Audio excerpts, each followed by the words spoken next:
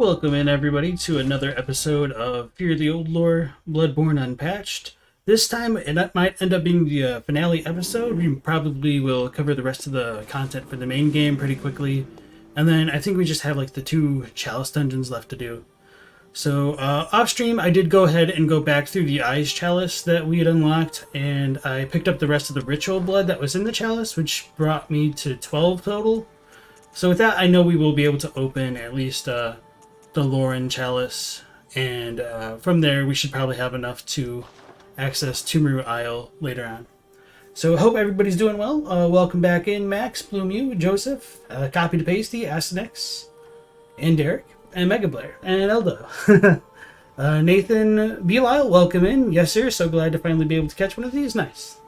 Hope we're all having a good day, and as I did mention in the chat, we do have some storms in the area, so I might lose my internet connection. Obviously, I don't want that to happen, but there's not really too much I can do to control that.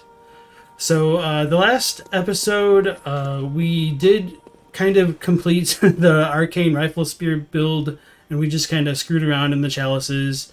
We killed, like, Defiled Amy in, like, 30 seconds. And then from that point, we went back to some of the main game side content, which we hadn't covered before. So we killed the Cleric Beast, Dark Beast Parl. We saw Jura. Wait, did I actually kill Parl? No, I didn't kill Parl. Okay, I thought there was something I was forgetting. So, yeah. We can go and kill Parl now.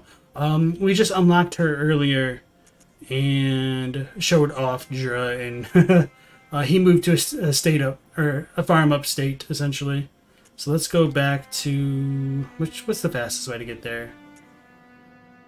Probably this way. Well, I legitimately don't remember if we killed Parl. Wait, there's a really easy way to check that. Let's I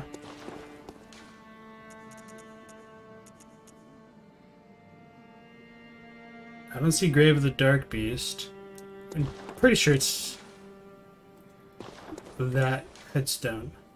Okay, yeah, so let's just go chapel, village. Yeah, let's just do the chapel. Brant, welcome back. Patch again, and Mercy. Have I thought of updating after the finale to the most patched game and doing the DLC? This build wouldn't be viable, at least with the Arcane Rifle Spear. Like, it will get unpatched in the process. Oh, that's from the gank squad. So it's a good thing we came back. I wasn't expecting that. Yeah, so let's go face Parl. So for those who may not know, like in the unpatched version of the game, the what's it called? Oh damn, that's super loud in my ear.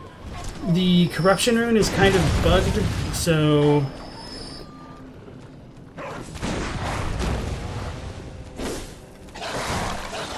whenever like an NPC dies that was a hunter, it'll like store the blood dregs. I guess it's not even the hunters, so pretty much like whenever an NPC dies.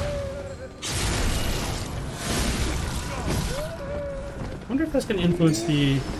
Okay.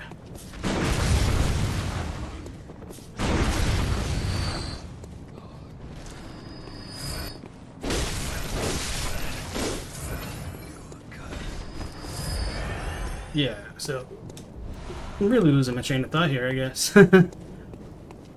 So yeah, even the normal NPCs will drop blood dregs in this version. Like, we killed the chapel dweller and he gave us some blood dregs, which is definitely not on the most recent version of the patch. So it kind of gets stored in memory, so if you go back to that area, even if you've already killed them before having the corruption rune on, they'll pop back up into your inventory, which is why that happened. So we did just shoot the gank squad to death, which was very, very, very satisfying, honestly. I mean, this is kind of a meme run at this point, but it's something I haven't gotten to experience before. It's fun. Oh yeah, the bolt badge. That would have been super easy to check. Yeah, I'm pretty confident we didn't do it. Yeah, we didn't. Okay. Another good way to tell.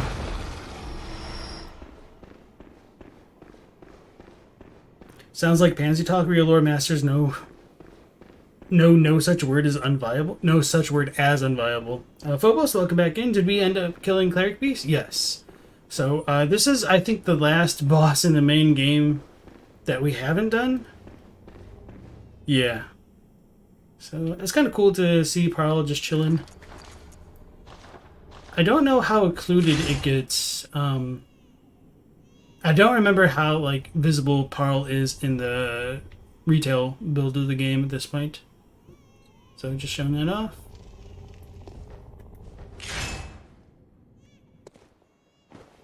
Oh yeah, and some of the other things that we finished all the stuff with like Annalise and Alfred and Eileen, the Bloody Crow. He falls through the ground in this version of the game. Oh yeah, let's turn on the HUD for the lulz.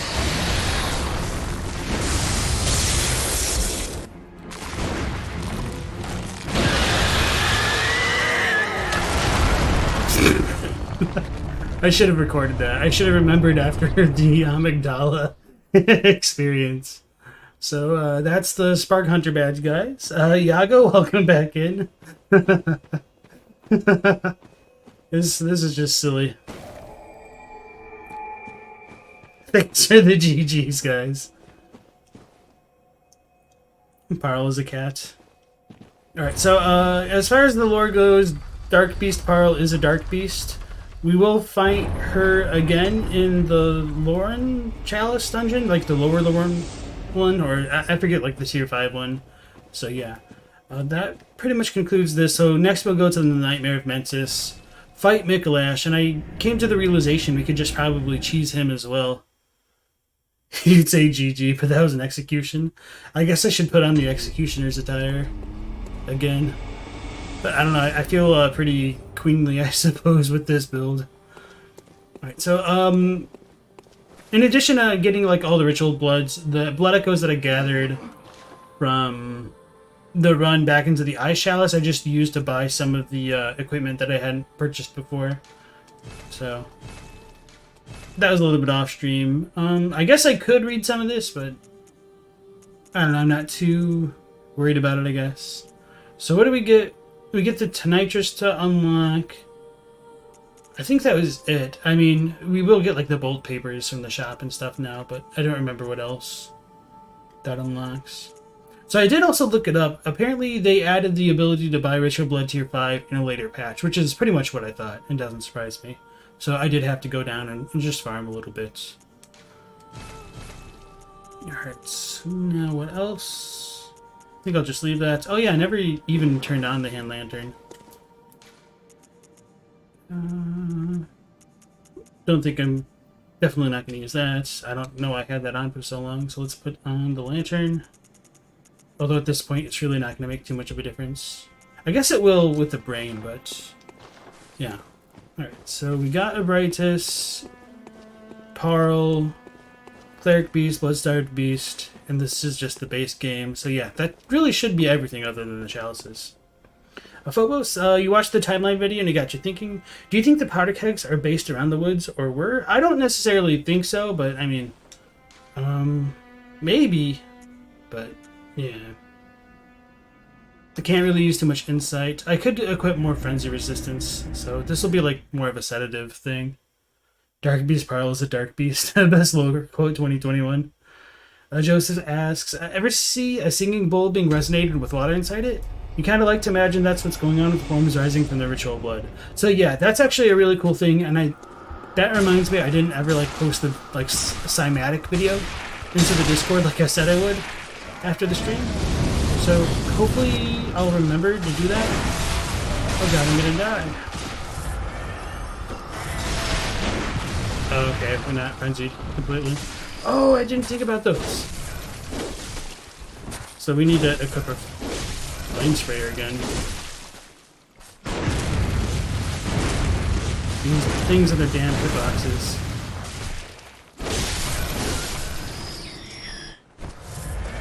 That was awful.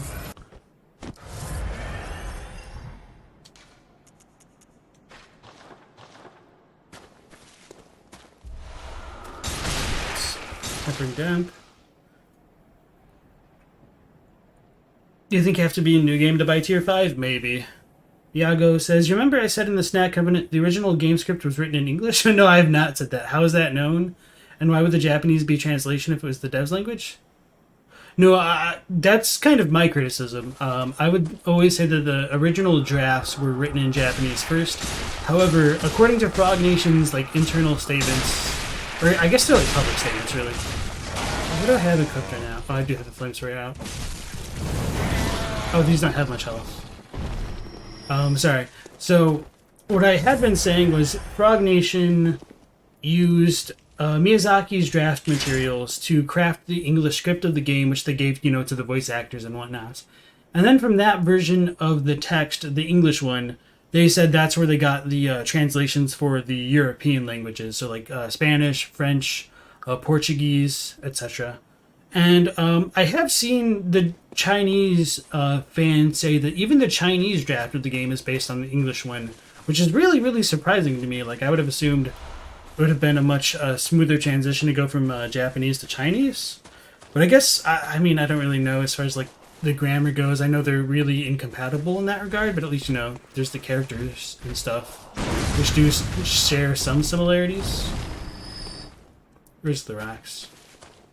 So yeah, as far as people saying like, oh, the English was first, I think that's just really misguided. When you look at the credits, it's not like it says Japanese localization team. It's only like every other language. So why would a Japanese developer write a game in English first and then not include like a Japanese translation team into their credits? It's like it doesn't make a ton of sense overall. Alright, scrolling back up. Effervescent says, don't forget the windshield blocks frenzy. Oh, yeah, that's kind of fun to show off. I did forget. I don't know how effective it is, but that'll be cool. Wait, it came back? Or did I skip that one?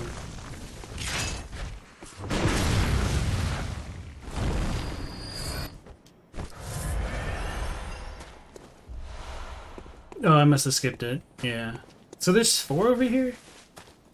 Okay, so I got the one over here. In my head, I always just kind of remembered 3. Oops. 3 Yetis.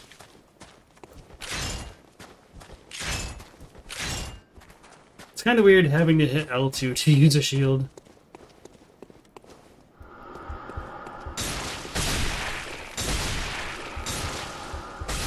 Oh, we're still losing a lot of HP really quickly. Try that again. I don't know if that works. Maybe it's more of a Winter Lantern thing. You dare me? Billy, welcome. Billy Deerhead, welcome back to the stream. Victorious FIG says, you got a new night shift job that starts in 2 days? It's 10:30 p.m. here. The timing is impeccable. Oh, I got frenzied and I wasn't paying attention.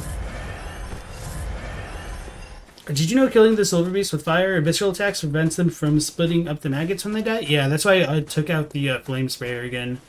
And I only used it on one of them. So here's a fun little cathedral. If you sprint through it and get the shaman bone blades at the back, that unlocks them in the messenger shop for whatever reason. And this place spooks out a lot of people. I usually just cheese the big spider by like having him run and get stuck in this doorway. Billy said, oh yeah, I read that. Yaga said, you just listened to it wrong then? It's all good. Yeah, Effervescent says Chinese grammar is actually pretty similar to English, at least sentence structure. Yeah, that's kind of what I heard. And this isn't my quote, but from some of the friends whom I've had who I know like studied Chinese and Mandarin, they're like, it's caveman speak, it's really simple. I don't know how true that is, but I just kind of always remembered it.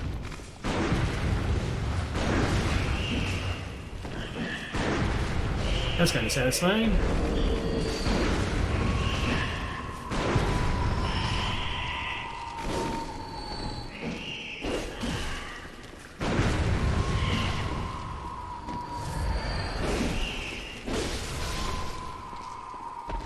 Spider is always so annoying to me.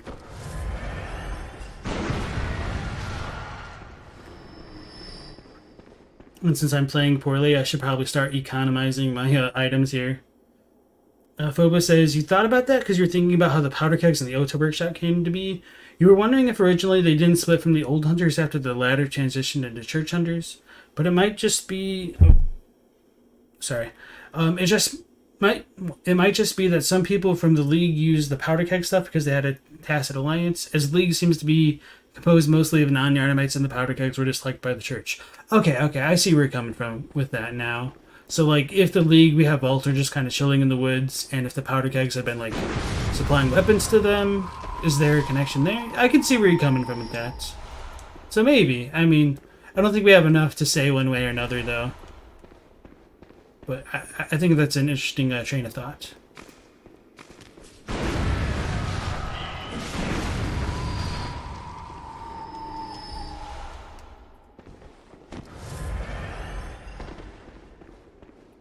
So this is our Shaman Boneblader. I was just getting sick of seeing that shield on my back. Okay, so there's 6 from this guy, for whatever reason. And then there's like a bunch of eyeballs, like all over the Nightmare of Menses as we get closer in. Trying to see if the textures look a little bit different. Maybe it's just the lighting, I don't know. Okay. Nens, welcome into the stream. Isn't the shield thing written down on the IGN strategy guide? So that's kind of a meme thing. I don't really know how valid it is. So we'll test it out, at least with the winter lanterns. I wonder if that was scripted. But that was really cool. So in this, as we come closer to like the Murgo's Loft or whatever you want to call it, apparently Murgo cries and it's really loud. Because I haven't really heard Murgo crying too much as we've come through. I mean, Murgo definitely will, but as we look ahead, we get who is referred to as the Choir Intelligencer, Edgar. And he's kind of like a Harry Potter role player. He's got like the Bergenworth set, the student set on. He's got the Rosmarinus, Ludwig's Holy Blade, if I remember correctly, and he uses like all of the choir stuff. So like the Augur and a Call Beyond. Actually, does he use Call Beyond? I'm pretty sure he does. Shaman Bone Blade plus Big Spider equals Dead Spider? I didn't even think about that. Purple Raven, welcome back in. Does oozing blood refer to Quicksilver? I don't think so. I think oozing blood is just like literally like the blood dripping and stuff like that. Eyeballs equals nightmare spider eggs, question mark? I wondered that as well. I think it's a potential, but it's really weird because they're like all webbed up and everything, and yeah, it gets even stranger as we go further up because they almost seem to have their own legs and like maybe like these plants growing out of them. Alright. Do you think there's a hard line for what defines an old hunter? So for me, I think an old hunter would be a formerly dreaming hunter. And part of the issue is like talking about hunters in general is like the Yharnamites and the militia. Like, so all of the people around like Central Yharnam might be called hunters by the game at times. But I don't think they were like formerly dreaming hunters.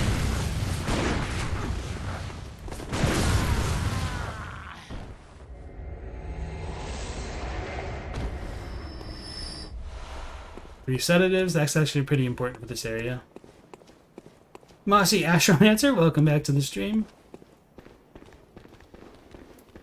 So yeah, for me, an old hunter is like a formerly dreaming hunter. So like characters like Ludwig, Eileen, Jura, Henrik. I would say that they were all old hunters. But I guess that also does call into question like the nature of the types of NPCs we see roaming around in the Hunter's Nightmare, because I mean it is supposed to be related to the Old Hunters. It's the Old Hunters DLC. Didn't think there was anything over there. But I mean, what you gonna do?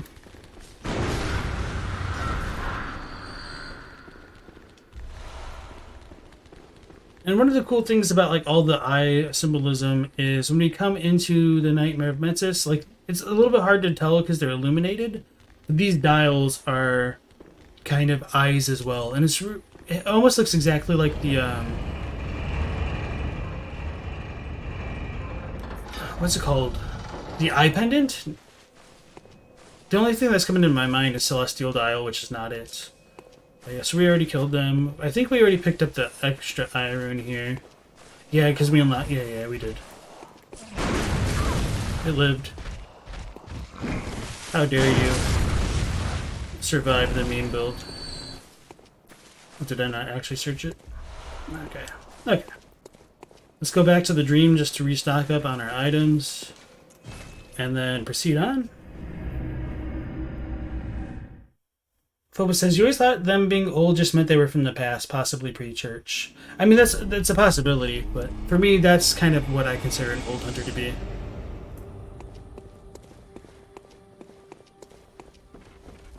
Let's repair the weapon. Because our durability is super low, or super, like, poor. And any other equipment? I think I've picked up everything else. Maybe I didn't pick up the Chikage. Or the wheel. I mean, this save isn't going to be permanent enemy. Okay, so I did.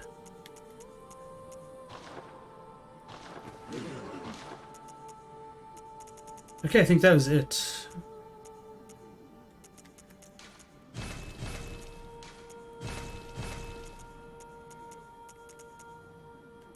Is there anything else worth purchasing? I don't think so.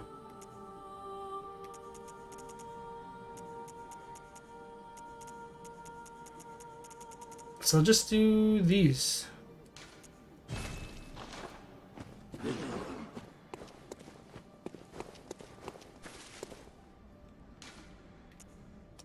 Alright. Is there any reason why Patches is a spider? Is it just because it's cool? Well, I think first and foremost it's because it's cool. But according to like one of Miyazaki's interviews, he says Patches is like one of many who did not go mad, or well, he's the only one who did not go mad out of many like in his situation. So I think it might have been possible he was a member of the School of Menses or something like that. As we do get further into the nightmare, we'll start to see more examples of creatures that have most likely been experimented upon by the School of Menses. Oh, I'm just trying to rally my HP back. And so, like, we'll get crow dogs and dog crows. And as we just came through that last room, there were, like, a bunch of headless spiders. So there might be a kind of relation there. Oh, there's a beast blood pellet. I don't really know if that's, like, super lore significant, but it's kind of interesting. So yeah, with Patches, he could have been one of them. It could have been due to, like, Amygdala worship, because he does worship Amygdala, I guess. But if that were true, I mean, I guess I would say I would have expected there to be more Menses scholars who became spiders. But there are a few of them later on in this area as well. Because we do see, like, all of the imagery of Amygdala throughout Yargul. So I would imagine just that there should have been more, but who knows. They're angry, I took their treasure.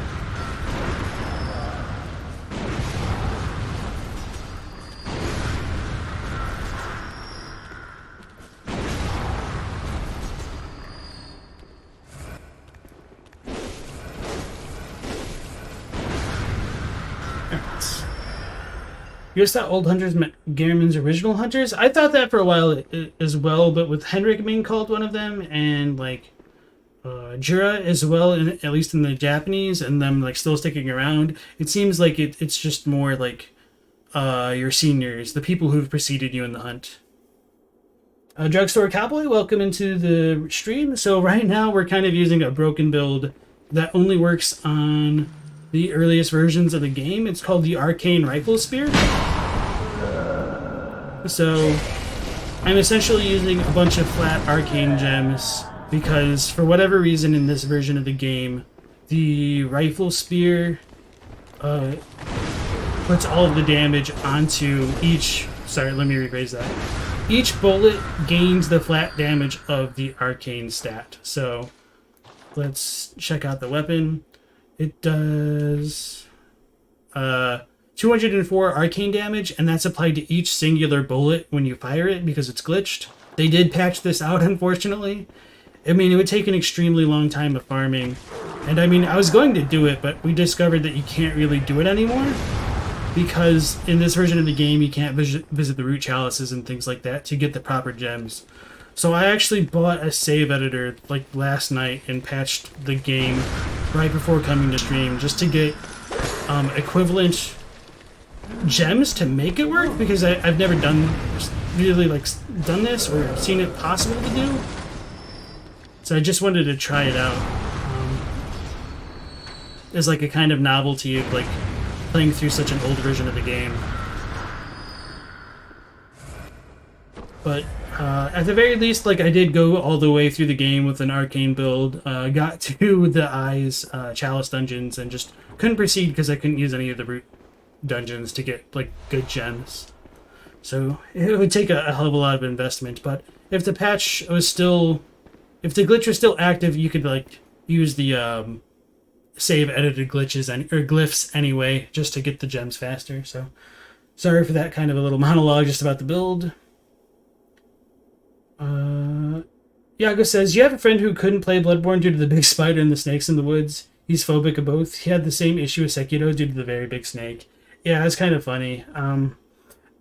I feel like spiders kind of freak me out, but not like video game ones, I guess. Like, it just takes me a second to like collect my bearing.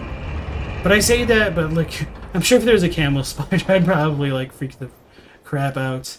So, yeah, I don't know. It's kind of hard for me to empathize with those people, but it just sucks for them, really. So, coming up here, we do get Dog Crow. I just call them Dows, essentially. Like Dog Crow. Drows, I guess. Alright, so let's zoom in on that, and then I'll catch up with chat.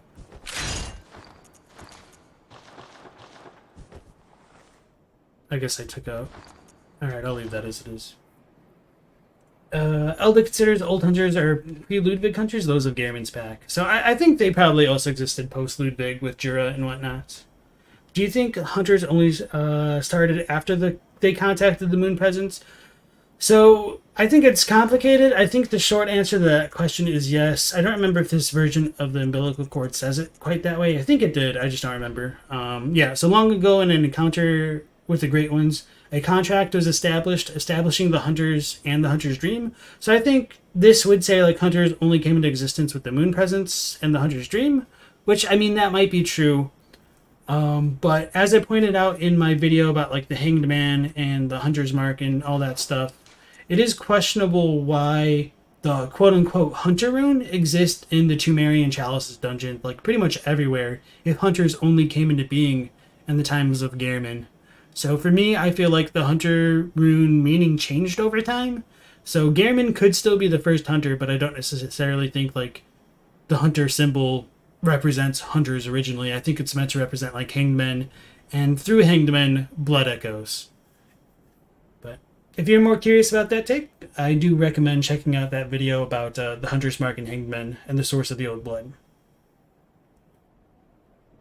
The term Old Hunters could have multiple meanings. Derek says, the term Old Hunter separates them from those Yharnamites roaming the city, whom you also consider to be hunters. So yeah, I would say like lowercase h hunters for the militiamen, or I would just call them like militiamen if I can.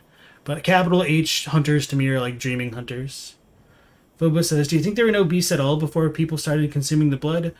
It depends on what you mean by before they started consuming the blood, because when we do go to like the Lore and Chalice dungeons, or even like the Eyes ones, there are Scourge beasts there and like beast patients. So I do think there must have been beasts to some degree, but I think your real question is like getting at the existence of beasts in relation to people who haven't taken the blood. So I would say I don't think beasts would show up unless people have taken the blood, if that makes sense. That's the last question on the subject, you swear. It's all good.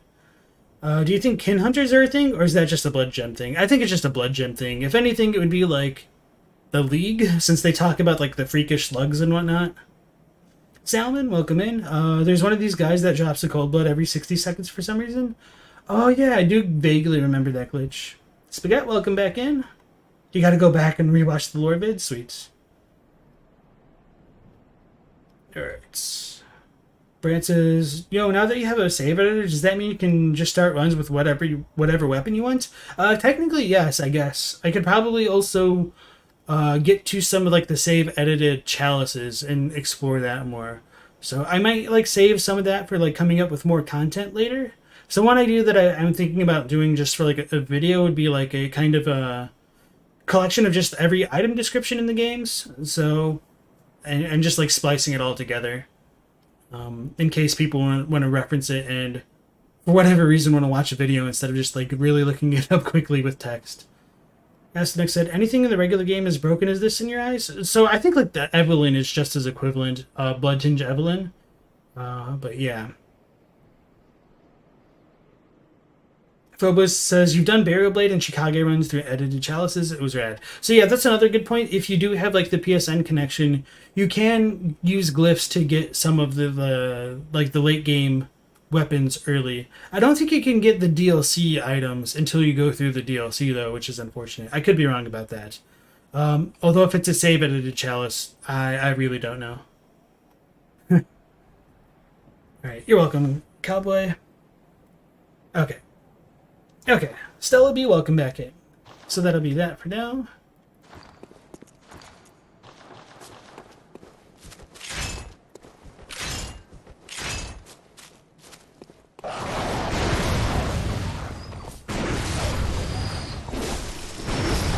I guess I should like rally some of the HP back so we get some more of the crow dogs, and then we'll see some I was gonna say cows, but that doesn't really work. So I guess I'll say dows and crogs. I think that's how I usually said it, because that makes the most sense. So let's get rid of this crog. So as I said earlier, like these little dials have like eyes in the middle of them, and this is the easiest spot to kind of show it off. It seems a little bit glitchier in this game, at least in this version of the game with the shadows and whatnot, but it's essentially an eye in the middle of things.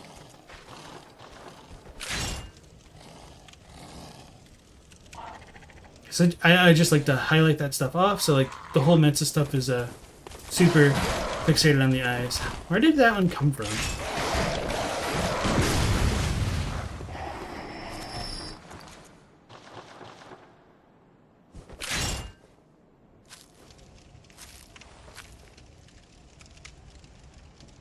So yeah, I do think the School of Menses was obviously conducting experiments with head transplantation, and I'll talk about that a bit more when we get to the brain as well. So yeah, no DLC weapons. Joseph says Phantasms equals vegetarian, MP equals carnivore. I don't know about Phantasms being vegetarian, just because when we look at the Celestial Centipedes, they've got huge rows of teeth and probably ate a bunch of items or animals and things like that. And that's probably how they got like their blood in my headcanon of things. Yeah, Next used the Blood Tinge in the first playthrough. Mega Blair says, would I use the editor to give yourself some OP stats, then update the game to include the DLC for more epic meme run? I don't know. I mean, this one, like this build was plausible at a certain point of the game, so I'm kind of fine with it.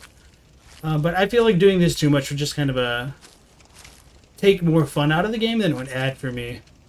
That's kind of weird with the ragdoll. Almost looks like it's still alive. Eduardo, Monty, welcome into the stream. I guess I need to drink. Where did that crog come from? So I think it just really came from the area right ahead. Because I did hear it like running at me.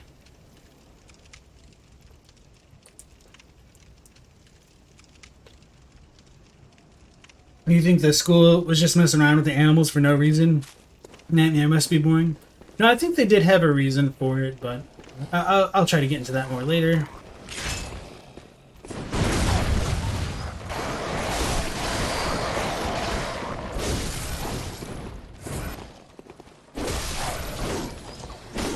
Damn it.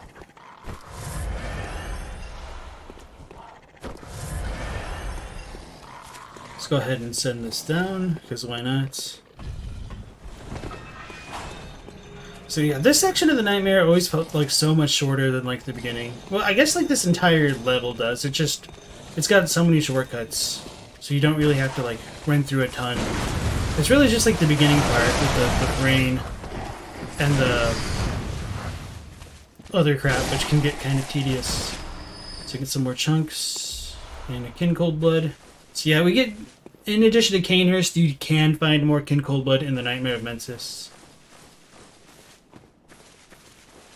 So was that healing church corpse member supposed to be a kin like Ram? That's kind of one of the...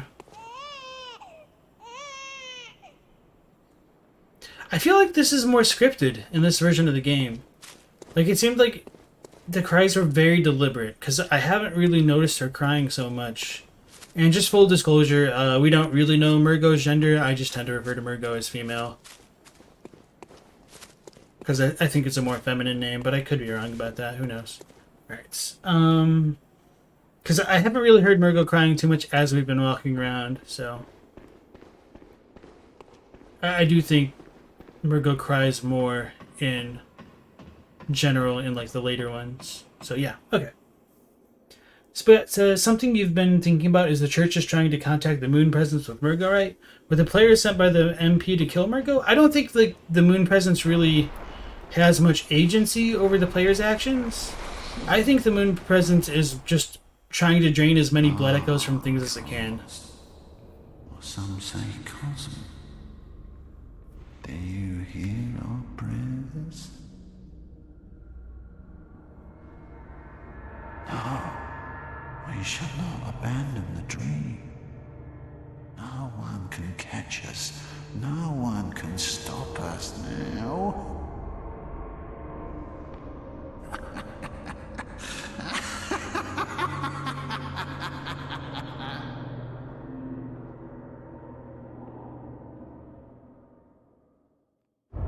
I forgot, like, he talks a lot during this, so I probably should have finished some thoughts before starting this fight. So anyway, yeah, with what copy to Pasty says, oh, maybe we'll get lucky. In this version of the game, like, Murgo's cries, I think, are just louder in general. I mean, they did rebalance the sound quite a bit. So, yeah. Let's put on some of our arcane stuff. Oh, yeah. The Beast Roar? Yeah, I was going to see if that could block a Call Beyond later.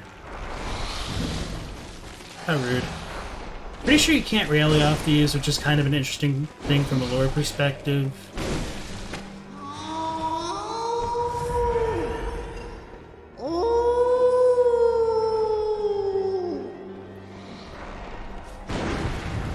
He was about to shoot the crap out of me. Not like shoot me, but tentacle the crap out of me.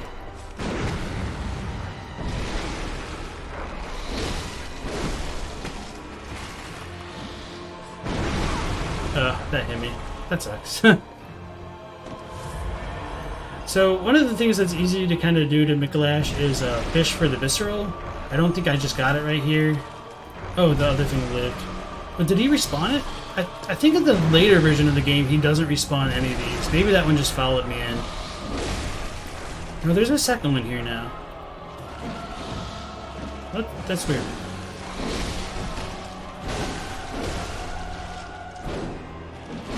I really don't know my melee moveset with this weapon.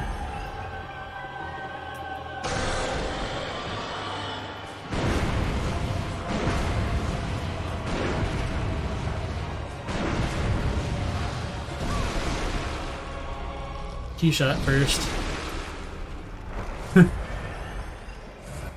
Is he broken? Oh.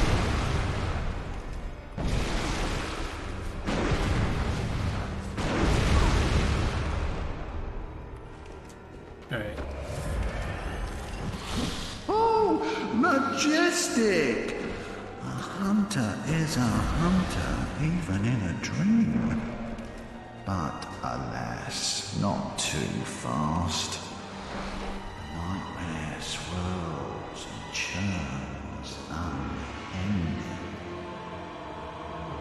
Alright.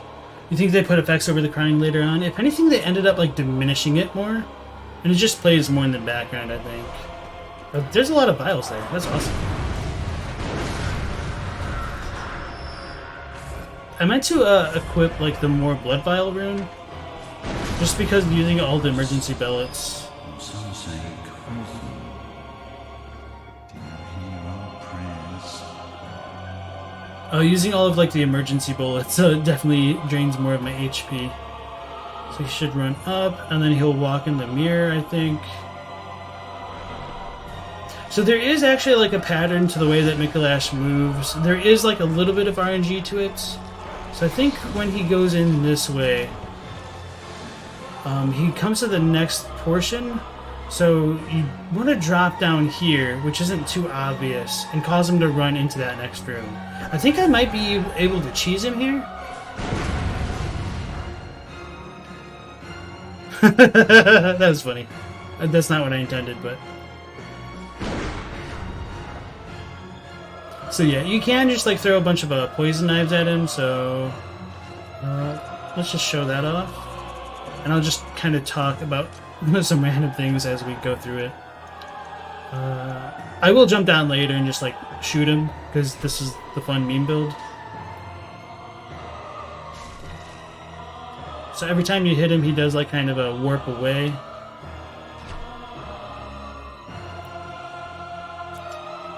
And eventually you can poison him. I don't think I'll have enough I think he'd be able to live through the poison, so I'll just kind of wait for that to tick on just to show it off, and then... Did he actually run away? He went back into his mirror. Interesting. Okay, I'll just leave that then. Alright. So the Silence the Nightmare Newborn was written by a human. I think that one note is on the ground.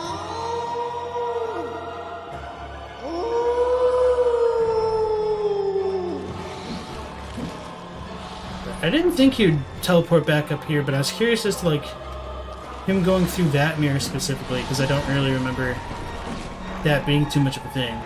So yeah, as far as like the Nightmare Newborn note goes, I don't remember if messengers hold it out. I'm pretty sure that one's just on the ground, which to me would imply that it was like just left by a human. So he's probably in the furthest spot, which would be annoying. So no, not over here. I'm gonna go further this way. Yeah, so he's gonna run all the way to the far mirror, come back up to the top. Oh no, wait, he was back over there. So I guess I should have dropped down. I just didn't see where he moved to.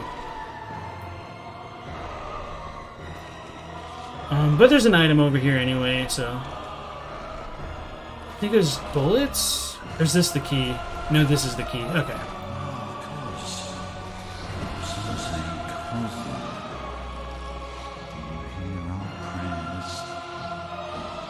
You gotta wonder how Good runs so fast with that cap on his head. Can Coldblood. Does the Shaman Boneblade work on Phase 1, Mikolash? You know, I never thought about it. That might be worth trying sometime. Actually...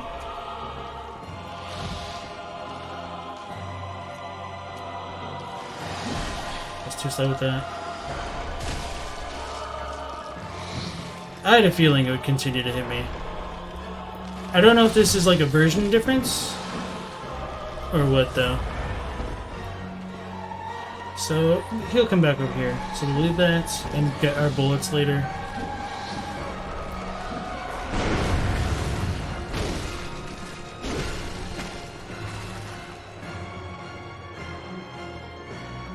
Alright, so once he comes back up to the top, he'll run through the mirror, and then we'll just drop down, and that'll make him go into the next room.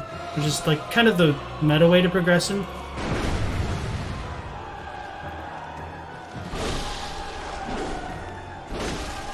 Alright. Eldritch knowledge and the atrocities they've committed to evolve humanity. Is he imitating Howling? Yeah, you don't remember him doing that? You might have had the volume too low? Yeah, he always does that. One of my favorite notes that I've left, and it's kind of silly, is right in front of his arena I wrote woeful howling. So he shouldn't run this way. He should run that way. Maybe I just needed to drop down into different spots. Or it could just be bad RNG, but that's kind of like the meta way to actually get him to where you want him to go. So we'll do that again. I'll show that off. He teleports through there. We want to drop down. I don't think there's an opening here, so maybe this side's wrong. Okay, so this is the way we want to drop in. He runs away from us, so that gets him into the next room. He closes it off.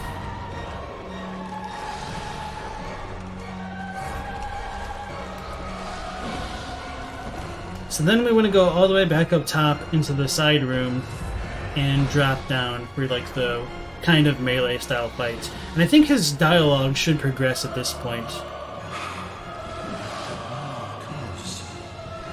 Some say cousin. Do you hear our prayers as you once did for the vacuous world? Grant us eyes, grant us eyes, grant eyes on our brains to cleanse our beastly idiocy. That man lake of mud, hidden now from sight. Cosmos, of course. Let us sit about and speak feverishly, chatting into the wee hours of new ideas of the higher plane.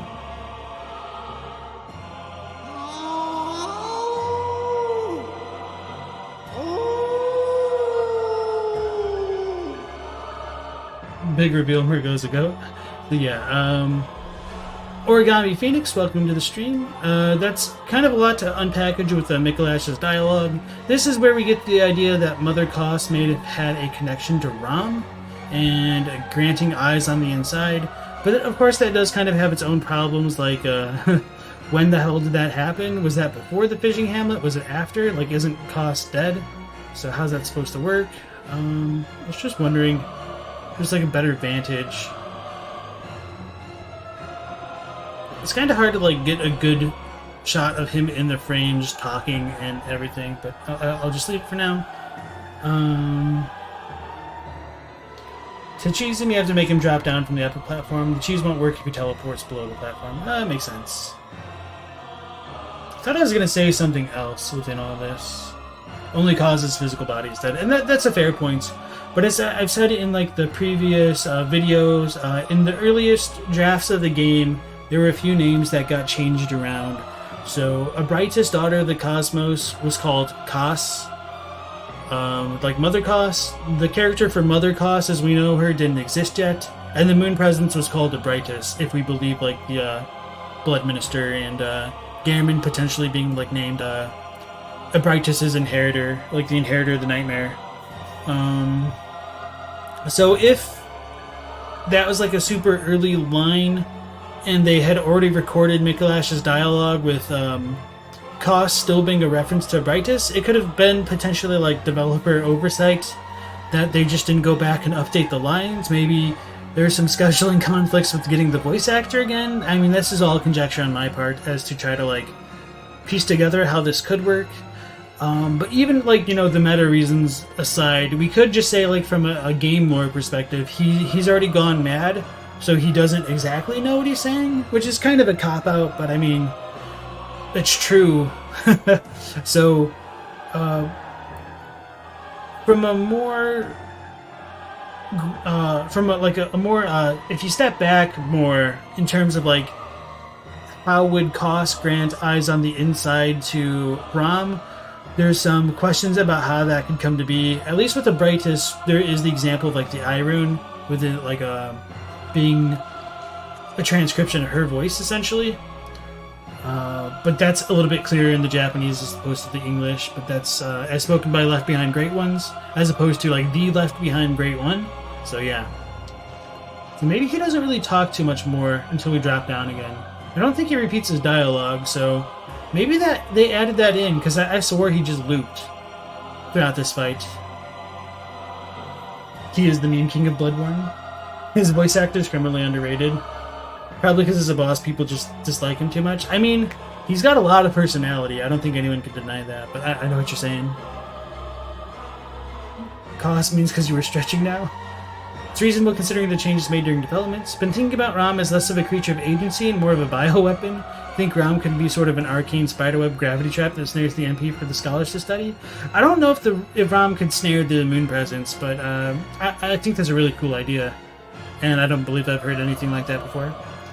Boba says, the reference to Brightus makes a lot more sense given her augur is what started the whole thing.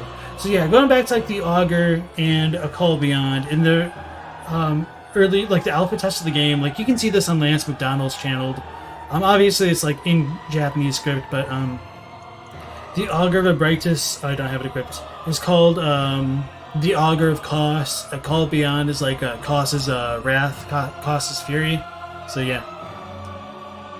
Tori, welcome in. Mick-Uwu-Lash. That's kind of a mouthful. Maybe part of the reason the Nightmare of Menses got so screwed up is because they were trying to contact the wrong Great One. I have wondered if that's kind of a thing because he wants Kos, but he has access to other Great Ones, like literally right next to him. You got Murgo's wet nurse upstairs, potentially baby Murgo. The Brain of Menses is described as a legitimate Great One. So why Kos is necessary for eyes is anyone's guess. So another thing with the eyes, in the earlier versions of the game, Willem and Mikolash are the same character, and some people might be familiar with like a Willem's quest for like asking for eyes, and he wants more eyes, and he had like the boss fight, and he would summon eyes. I think that remnants of that Willem character got ported over into Mikolash because he still wants eyes and everything. So they definitely changed some things around in terms of like the Willem / Mikolash character, because I don't remember the exact name for, it was either Willem or Mikolash, but Willem was called like Mikolash's cast-off shell, essentially. So essentially like with what the empty phantasm shell is called, that was the same terminology used for Willem. So to me, in the earlier versions of the game, Willem was like the equivalent of Mikolash's mummy, and the mummy didn't exist yet, I guess. Dens remembers on your first playthrough of Bloodborne, you almost died to Mikolash when he had 1 health and you shot him with a cannon. You love this boss and his lore so interesting to you? Phobo said to give Mr. earlier comments. The reference... Oh yeah, okay. For the tentacle monster. Abritus makes no sense as a name given what it means in Latin. For the tentacle monster? Okay. If it's a Soulsborne, no worries about copping out. Every theory is right, every theory is wrong. Only Miyazaki knows, and Miyazaki just laughs ominously when asked. Nonetheless, it's still kind of fun to go through and try to make the most sense of what we've got. Alright, I'm gonna read a few more comments and then hop in. Brant says, you still think it's weird that he's called the host of the nightmare? Oh, that might be another fun thing worth bringing up. You guess his share is kind of central in the real world, but being in the realm, he doesn't seem to do much. So, host could have like a few different meanings. Like the term that they use for host is essentially the same kanji that they use for like the carp master fish in Sekiro. They use it for Manus. They use it for the bloodletting beast. It could mean a variety of things between father, lord, owner, proprietor, host as in like the host of a party, host of a nightmare. The resident of an area that's been there so long they've got like super magic powers as a result of the connection to that area.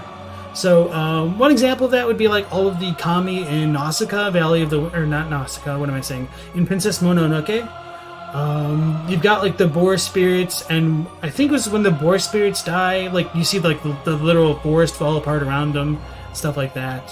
So that could tie into Mikolash and everything. Although obviously when we do kill Mikolash, like this place doesn't fall apart in a cool like action movie, it's exploding trope from killing the boss. Alright, so let's all hop on down there.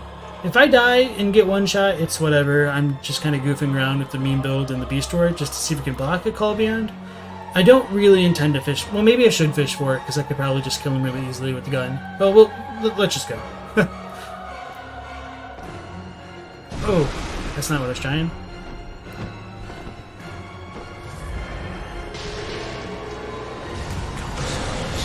Oh, it slows them. That's cool. Oh, I'm dead. Wait, why didn't I heal? That's weird.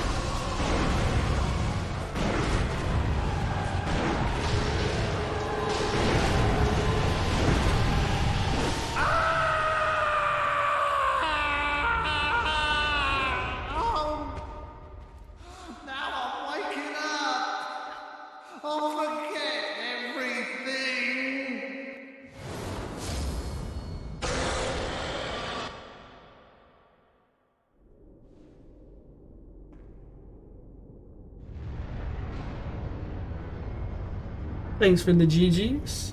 Phobos says it makes way more sense for this character to have had the schism with the Provost. Yeah. Assuming they are still two different characters. I think he was talking when I jumped down there, and I guess I could have like waited to see what he said, but I tend to not really pay too much attention after he starts spamming a Call Beyond. The Dark Soul, welcome back. Gearman and Maria butchered the hamlet looking for eyes in their heads. Koss and eyes are totally connected. Yes and no. I know what you mean by that, but it didn't really seem to pan out for their search for eyes on the inside and everything. But that is the fair point to bring up, so I'm not trying to like knock you down with that. Rip Mick. You get the same feeling every good dream. Beast roar equals force. Yeah. So that's kind of an annoying boss fight, but it is fun at the same time, just memeing the crap out of it. So, like, if you're not getting one shot by a Call Beyond and have, like, the time to heal, it's okay. It's just a little bit lackluster and really time-consuming if you don't know the gimmicks behind it. So, okay, we're at that part of the thing, so we need to go up top. So after you defeat Mikolash, the like little bridge that we used to cross into this arena at first gets lifted up to the center, or not center, but the top of the thing, and it allows us to cross where we just were from like before when we dropped down that way. So not too much like lore relevance as to why that happens, it just does. Nightmare logic. Alright, so we can go back to the dream, heal up and all that fun stuff, and then proceed on to Murgo's Wet Nurse and all those things up there. Glorious boss fight. Billy says, have you ever seen what happens when you wear the Graveguard mask and Knight's Garb? If not, give it a quick try. I don't think anything's different's gonna happen, but it's funny. Put our crown on. Oh, and we did get the Menses Cage, so may as well look at that. Let me swig some water.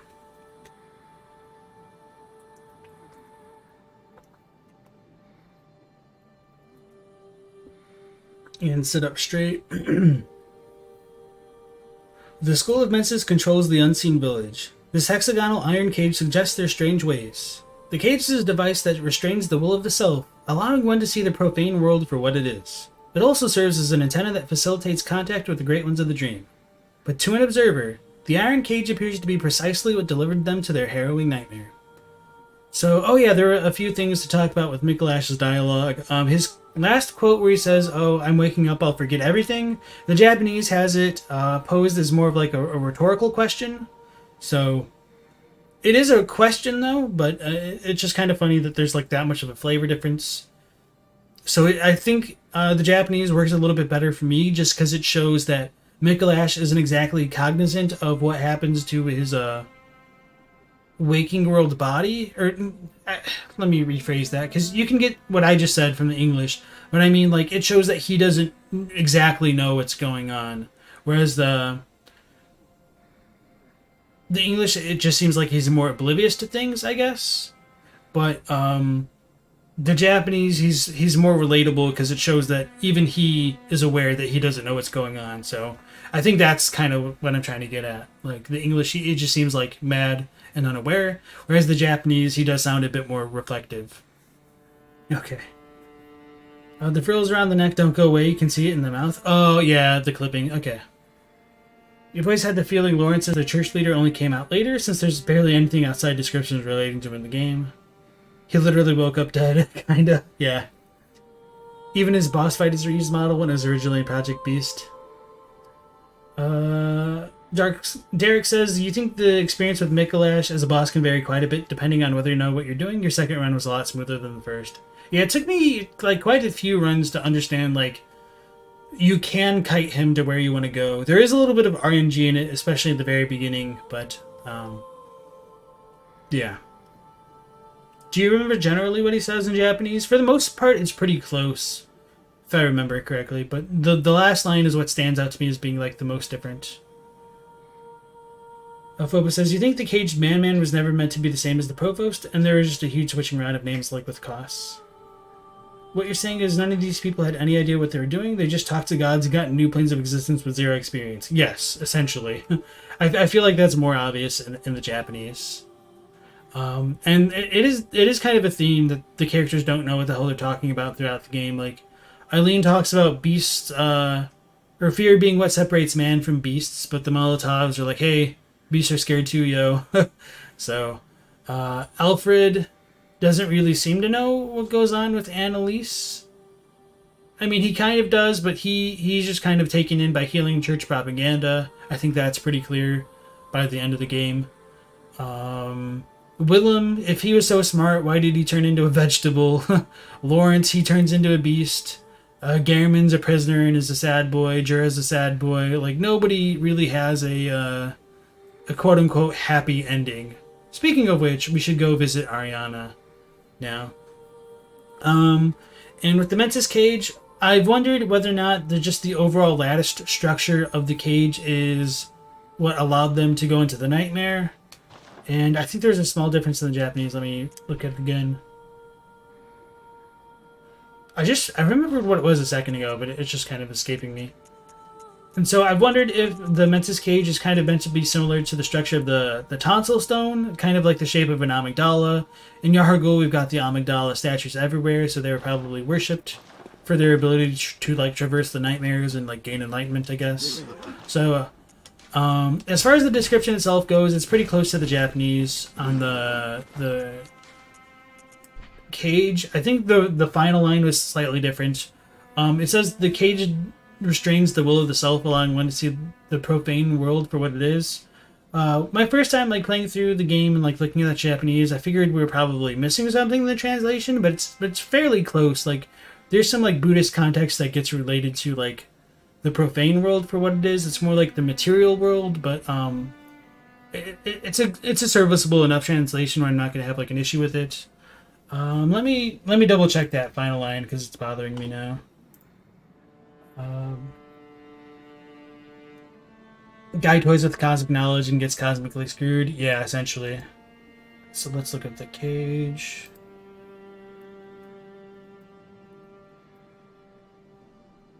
Okay, yeah. So the Japanese is that it guided them into the nightmare that they sought after. So that's kind of a flavorful difference. So it's not necessarily just a harrowing one, it's one that they themselves wanted. Which is a pretty big deal to me. I mean, not like in terms of like the actual lore, it doesn't really affect much. It just like it shows like their motivations more strongly, I guess. Which you'd still pretty much be able to infer, but I don't know. Everything sucks and no one knows why. How do you imagine the Rune Workshop tool is used? It looks like a branding iron, but that doesn't make much sense. For what it's worth, and I mean, take this with a heavy grain of salt, we can't use the hunter tools that we have in our possession in the abandoned old workshop. They only ever work in this nightmare. So, as always, it just runs on nightmare logic, which is probably disappointing, I'm sure. But yeah, so what rune are we on? Let's hold up more vials, just because that'll make like the emergency bullets less taxing.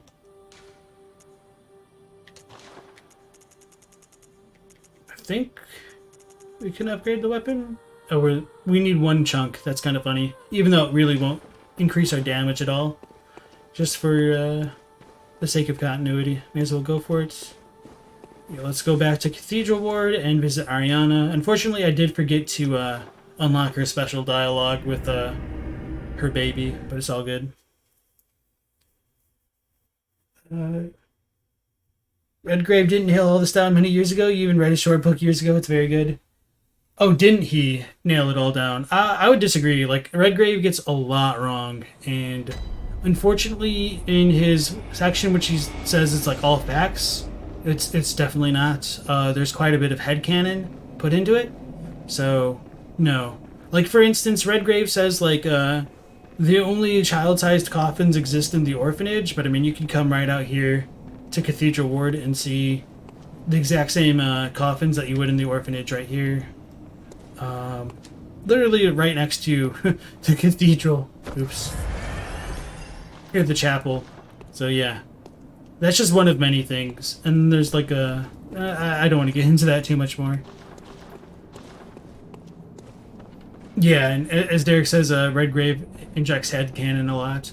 I don't. I wasn't active in the lore community like when Bloodborne first came out and stuff like that. So I'm sure there's probably a lot more to try to work through in terms of like fitting things together before the DLC came out as well. And like the DLC would have changed a lot of things. I should have zoomed in on her as I was coming down here. Like not zoomed in, but. Oh yeah, we have the hand lantern now.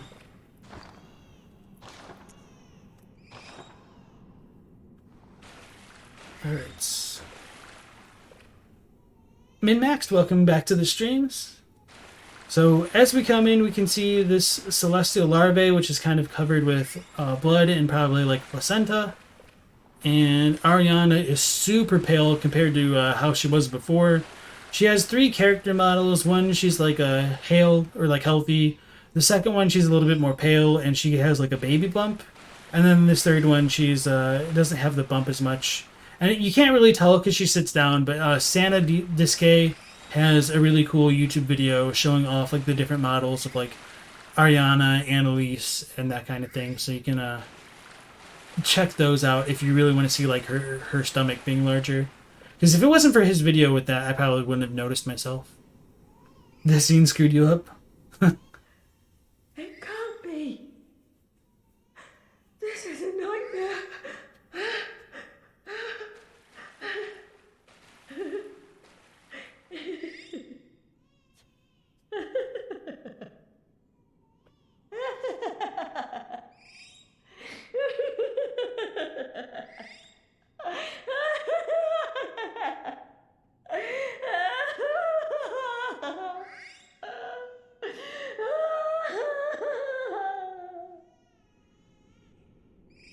Evlo Fen, welcome to the stream.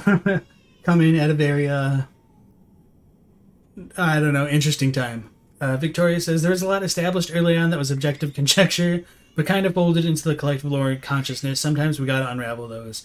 And yeah, that's kind of one of the difficulties. A lot of things got, I don't want to say like they got changed over time, but like, ideas that may have had more traction before the DLC came out kind of lost a lot of that traction after the DLC in many ways. And quite frankly, he just gets he goes off on tangents sometimes, which just don't really pan out in my opinion. But I think the only like real criticism I would have like nowadays, it's like I think it's a bit of a shame he hasn't gone back again to revise it, because I know he did revise like the Pale Blood Hunt once the DLC came out, but oh well. I can't do too much about it other than just kind of give my takes, and hopefully people hopefully my takes resonate with other people and kind of can undo what I would say like some of the damage of other theories have caused, because it's a lot harder to unlearn something which is false than to like relearn it, I guess. So, yeah.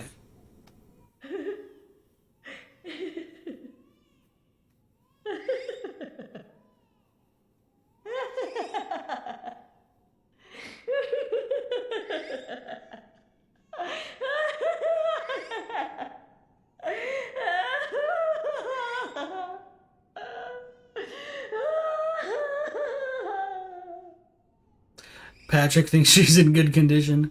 Dark Souls says this whole experience is headcanon. You're not entirely wrong, but there are like verifiable facts which are like, you know, you can prove very straight away. Like, you only see child-sized coffins in the orphanage. That I'm just going to go back to that one because that just sticks out to my head as like very easily disproven. And I just showed like the exact kind of coffins which show up in the Upper Cathedral ward, literally right outside Uden Chapel. So, yeah. You meant the baby looks healthy at least? So if Uden impregnates Ariana, why does her kid look like a Brightus? That's a good question. It could just be like maybe Great One children tend to look like that. We don't know if all of the celestial larvae in Upper Cathedral Ward came from a Brightus. I mean, probably not, since they're so distantly removed from her. Maybe they could have all been children of Uden. We don't really know. So it could also just be like a reusal or reusing of old assets. So who really knows? It does have like the little wings. And as I've showed off on previous streams, like these things might be connected to Amygdala based on like the statues we find in like the Forbidden Woods and Yahar'gul. They don't really fully look the same, but I think it's close enough. They've got like this little, maybe I can show it off here, maybe not. It's probably going to be difficult. Yeah, I don't think... Alright. So they got this like little hollow on their chests, which are kind of reminiscent of an Amygdala as well, or like a Lauren Silver Beast. But yeah, like kind of where their mouths are. It just kind of keeps extending down. So I won't worry about that too much. You feel so bad for the baby, star baby just lying there like, mommy, hello. Would you buy a plushie of it? I don't know. Probably not. Probably just not my style overall. Dude is jealous of Redgrave? Not really that. It's more like disappointment that people latched onto it, but it's just wrong, essentially. So I just kind of want better information out there, essentially, is what it comes down to. Alright. So with Ariana and her baby, one of the cool things is if you kill the baby for whatever reason, she dies. But the inverse is not true, which is kind of fascinating to me. And this is just kind of wild speculation, so don't really believe this for a second. So one idea that I've had is maybe like Ariana's consciousness might be imprinted into the baby to a certain degree. And that might tie into like how all great ones lose their children.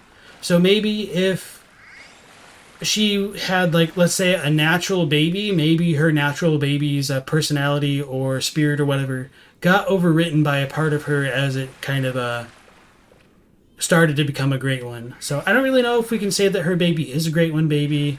Maybe it's just an inhuman thing in the path of becoming a great one. It's kind of hard to say all this.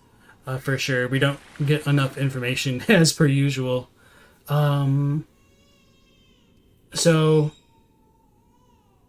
there's also the thing with the Yharnam stone from Queen Yharnam, where it's like, if you kill her, you get the Yharnam stone, and it says the queen's consciousness exists even though her body is destroyed.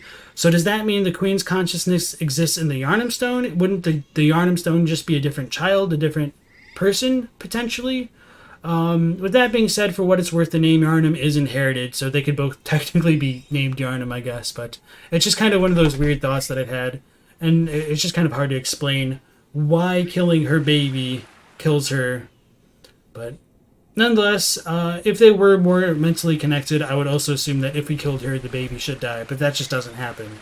So I'm not sure which one I want to strike first on this run right here.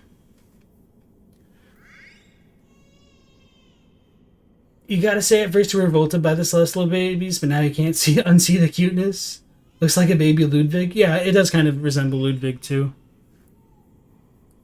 It's like since we've heard Miyazaki refer to Ram as cute, you cannot unthink the cuteness. The celestial babies are probably all the same model to save on time or something. Yeah, potentially.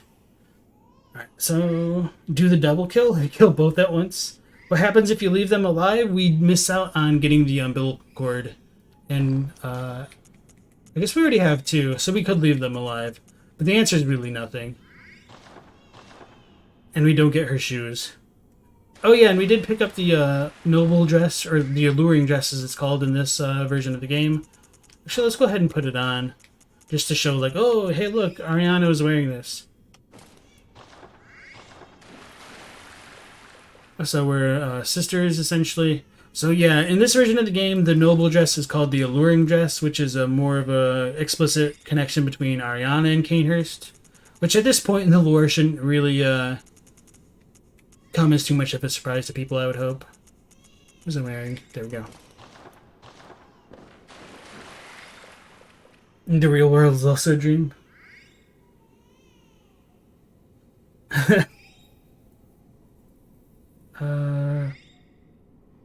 Do you think the children of great ones die because their mothers die? I don't know, because like the orphan of cost still persists. And it is questionable like how much of the mother cost still exists. Like when he does summon the lightning, he seems to be borrowing the power of the mother. But at least with the Queen Yharnam fight, there's the effect of her essentially like using the baby in the fight to cast some of her magic. So I think it could potentially go either way, but I guess like the orphan might be a great one than Mother Cost. It's a bit weird. At least, hold on, let me rephrase that. Like, he might become greater than Koss if he could exist longer and become like a full-fledged adult, but I guess he's still kind of a withered infant or wizened infant. So, yeah, I don't really know. It's sad you have to kill her, especially since she's in hostile. Can you get more than 3 chords at once? Yes, you can get 4 total.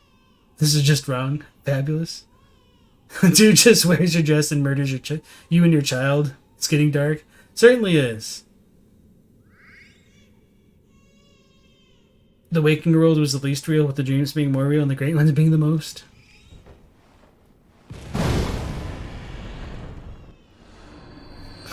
Who wants dinner?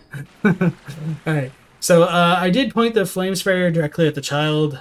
It should not have hit her either. And so once you kill the child, she dies as well.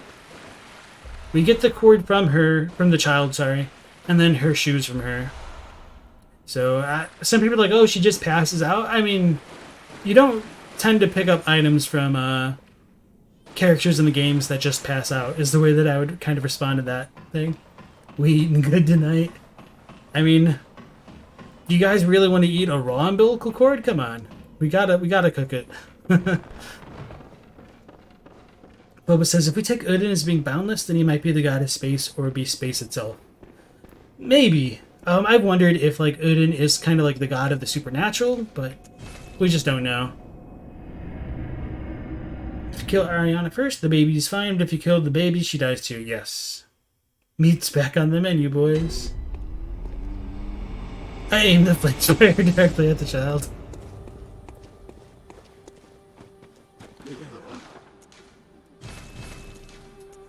You get a lot of interesting quotes playing Soulsborne games for sure. Let's go back to the Nightmare of Menses.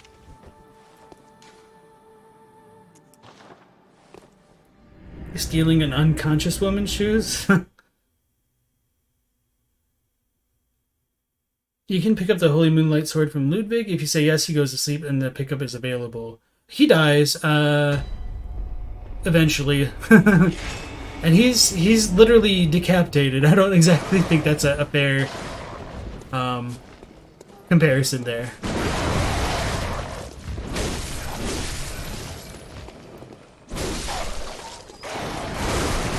Actually, now that I think about it, I wonder if he would stay sleeping if you kill Simon beforehand. Because the reason why I said he dies is because Simon will show up and just shoot him in the eye after the fact. So that might be worth checking out sometime.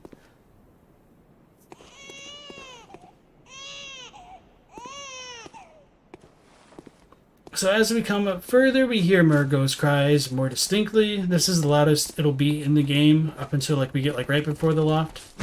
Weren't there 3 of them? No, there's just 2 here first. And then we got the Mace Windu guy up top.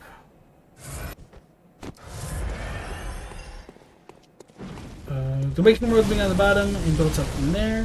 When you die in the lower world, you get kicked upwards. With the Moon Presence and the Hunter's Dream near the top, the main game being in the second level, the Nightmare being above them, and the Chalices weaving between all of them, acting as tunnels. What does the Japanese version of the Curse of the Fiends and the Children's 2 sound like? I think it's kind of the same. I would need to double check. I really don't remember what it says off the top of my head. And also, welcome to the stream. Is it AM 148 or AM 148? So, this is like one of the cool things about the Nightmare. These pigs have lots more eyes. So with Mikalash wanting more eyes on the inside, I think it's interesting that the pigs have extra eyes. I think the creation of these eyes is most likely connected to Murgo's crying voice as a kind of pseudo Carol rune or kind of a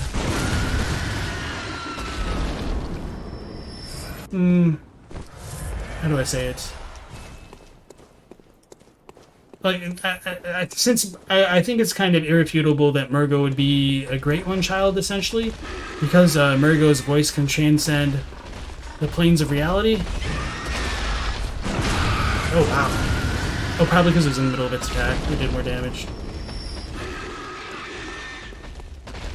So, with Murgo's voice potentially having arcane power, and the arcane being associated with eyes and stuff, which is most on display with the, what are they called? The church servants who have the lanterns. They get eyes on them when you have enough insight, which is kind of crazy. And all that stuff being tied to Frenzy and the arcane. It just makes the most sense to me as to how the pigs of all things would get more eyes. And that might relate to why we find so many eyes littered throughout the area. I guess I could have had the pigs run at these shadows and get the civil war going on again.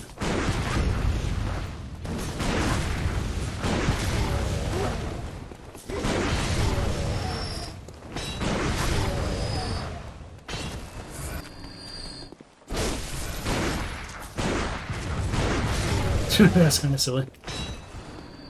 Alright. And I'll talk more about those eyes and stuff with the brain and whatnot. You didn't think taking her blood makes us the parent? The breath of these pigs also causes frenzy, not poison buildup. And yes, that's another good point, Patrick. And according to the sedative description, those who fall into the arcane fall into madness, and that's kind of the term that they use for the frenzy mechanic in the Japanese. I thought there was another one. Okay.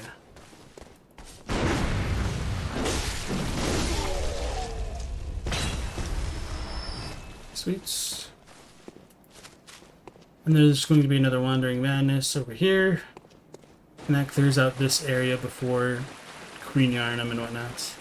And then we do have the moon kind of low in the sky, it's before the clouds and everything, which is kind of noteworthy.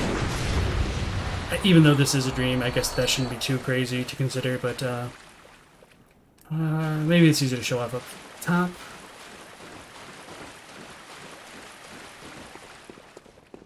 AM, okay. If the meaning of the Hunter rune has changed, that means the meaning of the other runes might have changed too, right? Yes, that is a possibility.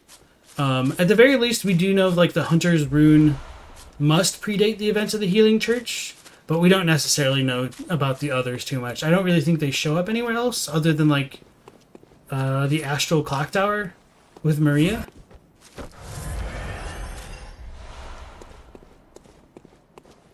Well, may as well use it. Did I not pick this up? Okay.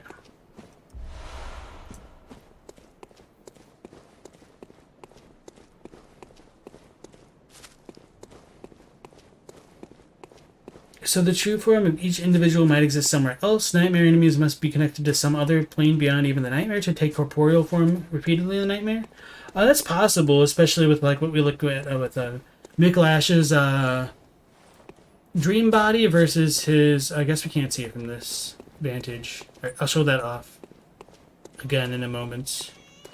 With Miklash's dream body being in here versus his real life body being in Yarhagul, but his real life body is dead, so there is kind of a separation between dream and everything else. So coming up to Queen Yharnam here, we saw her when we defeated Ram the Backward Spider. She's crying and looking up. Oops. She's looking up. And she's the Tumerian monarch, although we don't know that until we go all the way down in the Chalice dungeons and figure that out. One of the coolest things to show off about Yharnam is the Ring of Betrothal she has on her hands, and her hands are bound together. So that's the Ring of Betrothal. I can't get the item on this version of the game because I can't access the root chalices to show it off, but it does share the kind of artwork as it. And I don't know if there's any special significance to the little engraving on it. I think it just essentially comes from her cuffs on her dress, just clipping through the wood and whatnot. And the interesting thing is she can break open her own shackles, so it seems maybe more symbolic than anything else. But going to her appearance and whatnot, she's a very pallid color. She almost looks like a messenger. which leads me to believe, like, you know, messengers are related to spirits of the dead, potentially. Temerians keep imbibing the blood. I think the blood makes people more undead as they, like, acclimate to it, if that's even really possible, but yeah. It's kind of some of the stuff I like to show off.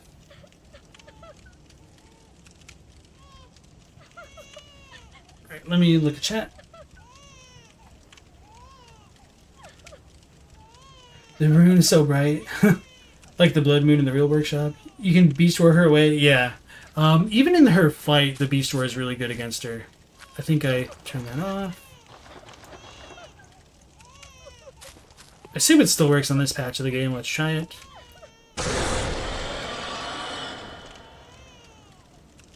She's like looking down. That's cool. Oh, she's looking at me.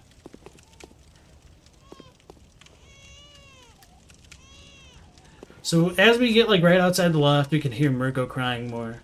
So it seems like there was more like deliberate designs taken with Murgo's crying in this version of the game. Oh, that's cool. Her like little hair ornament has like a flower on it. I never noticed that. Oh, I guess they're all flowers. Interesting.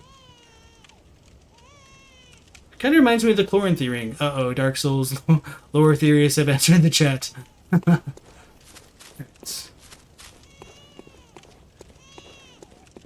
And then here we get like one of the most annoying items in the game, Yosaka's blood vial. Everyone's like, why the hell is this here? And so this is probably something Redgrave actually got right, in my opinion, or it's probably just more of like a meta note by the developers to go back to Yosaka's clinic to gain like that umbilical cord. So I'm not trying to say like Redgrave was always wrong. He definitely has a lot of good basic takes of the lore, but not everything pans out. So I do try to be very mindful of like the things that I say, and I try to be very clear of like when I am being when I'm speculating based off of some things that we know in the game versus what I think is more factually based. Went too early. Rip. I usually do it from coming from the middle portion of the map. It's all good though. We cleared out the area, and then next we have Murgo's wet nurse, but before that, we'll do like all the Brain of Menses stuff. Looking at a lady's skirt.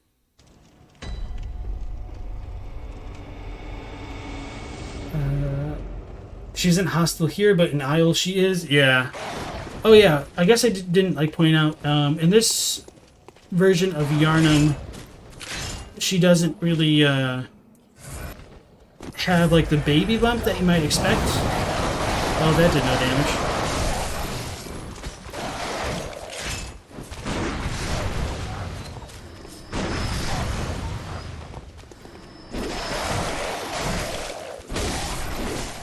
Okay, can't rally that much back.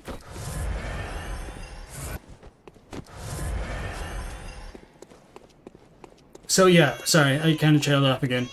This version of Yharnam doesn't have like the baby bump, but in the fight she's very, very clearly pregnant. But with that being said, her astral form, or sorry, her clones in that fight don't have like pregnancy bumps either. Ooh, that was still risky. I'm gonna screw that up. I guess I need to just like walk out like a normal person. So it leads me to believe this Yharnam that we see in the Nightmare of Menses and in the Moonside Lake is probably also an astral projection, potentially of her when she's even in the, what's it called? The Chalice Dungeon still. So coming to the next area, we get the Winter Lanterns. And again, like, throughout the Nightmare of Menses, we've got all these skulls on the rocks, which almost makes it seem as though the nightmare itself is made out of, like, ghosts and spirits. And so one of the thoughts I've had is this might be related to like the petrified corpses of the people we see like climbing through the walls in Yahar'gul. So before dealing with all the lanterns, Joseph posted the description for the Ring of Betrothal, thank you. Tori says the symbol in the shackles kind of reminds you of forceps? Kind of. I think it's probably just her lace from her dress. Lewis Grave, welcome back in. Hello, good hunters. Hope everyone's doing well and staying safe. Thank you. Her veil changed. Did her veil really change? I think it might have just been the angle. It's a lot easier on the way up than on the way down. Promise you won't hurt that brain, dude? You swear to God. No, I'm definitely gonna hurt the brain. We need to get to Tumor Isle. Kill brain with American rifle. Died so many times with that elevator? Yeah, for sure. You think Yosaka's imposter found the vial in the clinic, then sent it back to her bosses in the School of Menses as payment for being left to her own devices in the clinic. No matter what, just trying to come up with like an actual lore reason for it is just a kind of exercise in mental gymnastics. Oh, wait, did I not fire? I think I might have. Could have just been because it's slower than I expected. I could just probably shoot her to death and then set a div up. But old habits die hard. It's crazy that they have all these cool and unique bosses locked behind the Chalice dungeons. Yeah. Maybe if they had more time, they could have, like, somehow fit them into the main game, but... as I've said before, I think the Chalice dungeons were a cool idea, just the implementation could have used work.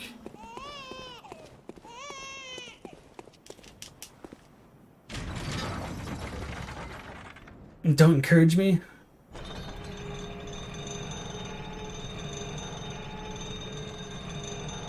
Dying in the elevator just happens, almost routine. You got drunk and invaded some folks, showed them how to probably die in that elevator. Oh, we're definitely going to do that, Blair. C Music says, you always thought Yosaka's blood vial in the chest was meant to show that fake Yosaka was allied or working with the School of Menses, like an offering of sorts. So that's a pretty common theory. But other than just like the one vial being there, we don't have much to confirm or deny that. Okay. So I need to slow down with that. I was thinking like I'm going to like fall forward more, but I screwed up. We have Brain of Menses.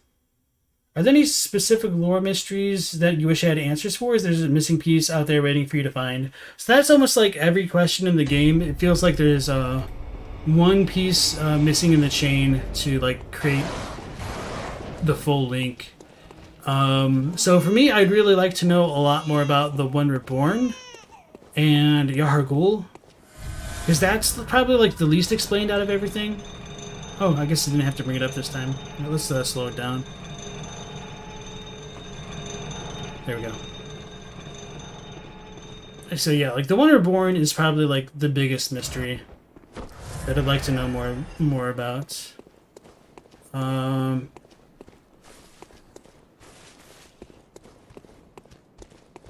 Trying to think if there's anything else. I mean, there's a lot to wonder.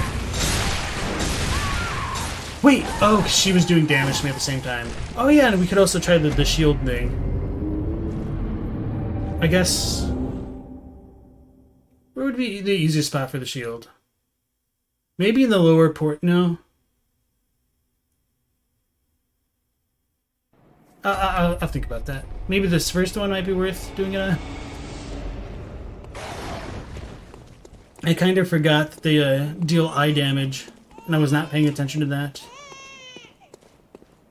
You need a deep sea rune? I need not 89 insight. Given Soulsborne games have such very deliberate design regarding environments, nothing has been selected randomly by devs, but carefully crafted for story lore-wise. Is the HD surrounded by arch trees? I don't think I understand your question. Oh, why is the HD surrounded by arch trees? Hunter's Dream. Okay. Yeah, so one of the most common thoughts in the lore community about that was, I think there was an interview like during the Project Beast days where they were talking about the potential to invade other people's worlds and like turn into a beast, or like visit other players' bases. So the prevailing thought is like the arch tree type pillars in the Hunter's Dream might have been related to those concepts of the old like bases.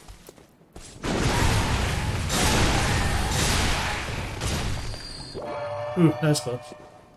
Hey, they're floating in the air. Okay. High-tech elevators. You hate Frenzy, the worst mechanic of the game. You wish Dark Souls 3 had a chalice-like thing. Yeah, I think it could have been better, but I mean, I also don't fault them for not including it, just because it was pretty janky. Maybe it wouldn't have been as bad without, like, blood gems. So maybe there's just like a few separate systems which compounded the issues. I don't know.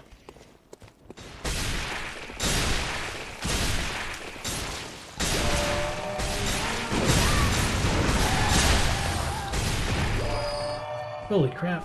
I almost died again. Curse gem, let's go to full HP.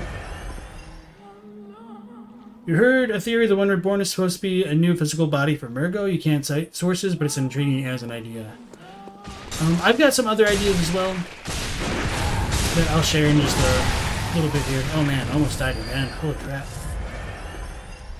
Tempering damp. Curse tempering. Sweet. So here's where we get like our little spider friends, which I was talking about. We get to see like a bunch of the eyes everywhere. Yeah. Pretty straightforward though. Like we've seen these guys in the Chalice dungeons. But they have all got like the Patch's head, but they have hair, like the Friar haircut, the bull haircut.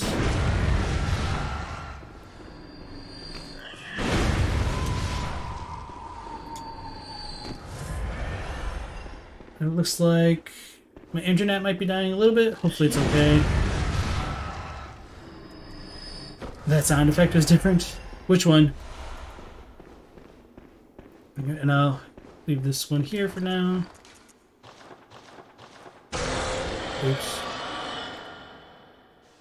What am I using?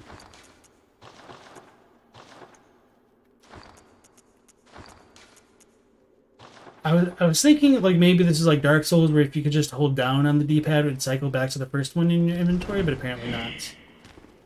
Sorry, I've got the spear out. So somebody was asking like what was on their necks. So it's like a necklace, not. I don't remember what they thought it was, but it's like a necklace.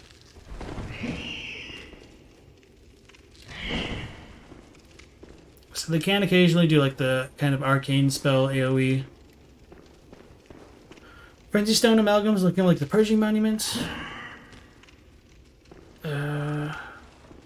So Katie says the pillars are also called the shrines in the game files, and you believe there are some enemies associated with them. Yeah, some people think that like the beast possessed soul was also going to be like the hunter invader as a beast, because it's called like I think it's like beast avatar in the game, and so like avatar like being kind of a reference to like the player character, like it's an avatar of a person, something along those lines. I don't remember exactly off the top of my head, so there might be some weight to the idea, but ultimately we really don't know, and that's just kind of the best educated guess that we have about them.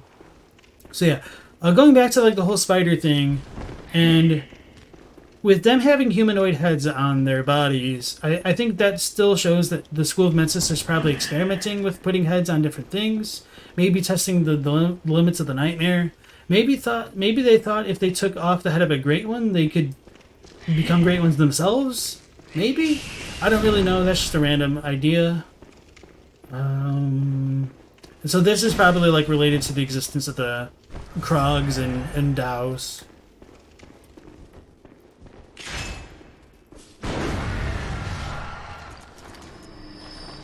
Alright. Oh, the sound when you drink the sedative is different? We learned that his fear was Mo from the Three Stooges. Are these spiders all Patches? No. I mean, they have the same head, but Patches is bald at the very least. Not down for the bowl cut. Even in Spiderhood, Patches can't escape the bloody clerics, worse than maggots. You know, that's kind of funny. Yeah, if he's part of the healing church as a cleric in this game, huh? That's probably... Well, I guess he worships Amygdala. I don't know. Rabs Rabble, welcome back in. Spider Persona.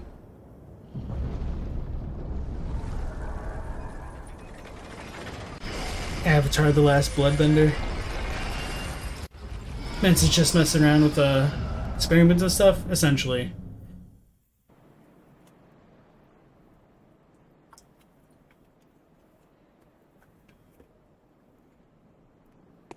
Alright, so that lever drops the Brain of Menses for whatever reason, and as we go down here, there's going to be 2 or 3 more spiders and a winter lantern, so hopefully the lantern doesn't kill me. I guess I could walk out and unlock the door first.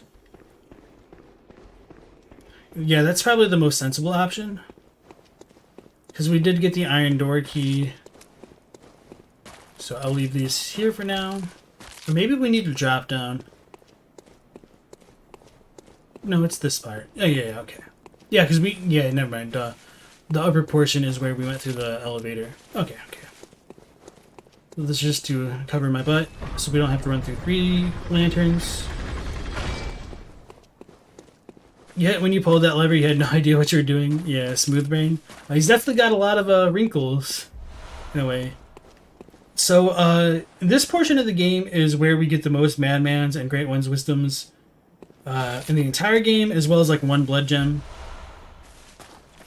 And they're all riddled with frenzy spears, which to me, I think would indicate a clear connection between going frenzy and gaining insight, essentially. At least for most characters in the game. We do have at least 1 example of that, with the hunter being grabbed by the amygdala in Cathedral Ward. So all of these kind of have like the healing church attire on, although I don't put too much stock in that because they really don't use like a lot of corpse assets. And a lot of them seem to be like prostrated towards where the brain was. So they might have felt like they were getting enlightened and just went mad and died. Tons of Great One's wisdoms. Another arcane damp blood gem. But at least that one's arcane, that's kind of cool. And the other one was like blood tinge, I think. And then down there we'll get like the blood rock and be golden. Bloodbending exists in Avatar, yeah.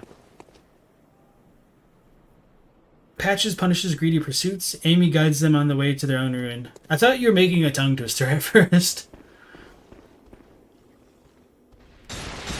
Oh, no.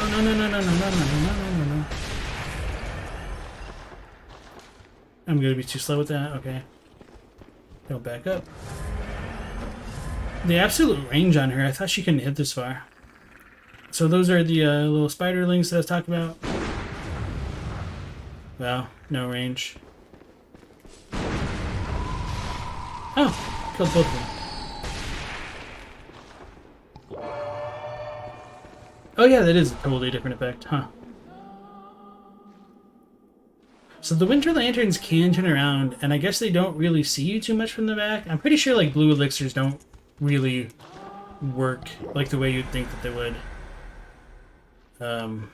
She's still just waiting though, which is annoying. So when they do see you, they kind of glow themselves, which is cool.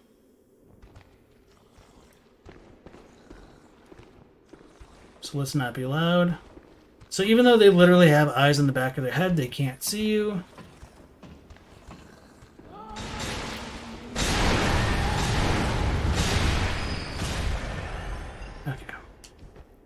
I was gonna try to like pull out the binocular and like look at one up close to show like the little messengers in their heads, but not about that life. If any place, probably the Nightmare Frontier would be the easiest spot to do it. And then we do get the choir bell here, which is kind of fascinating because if allegedly the choir in the School of Menses were in a schism at war and whatnot, it's pretty strange that we get the choir bell here. Maybe the Menses stole it from them. I don't know, but I personally am not a huge fan of like the schism theory, just because I would have expected more of a fallout in the game as a result of it.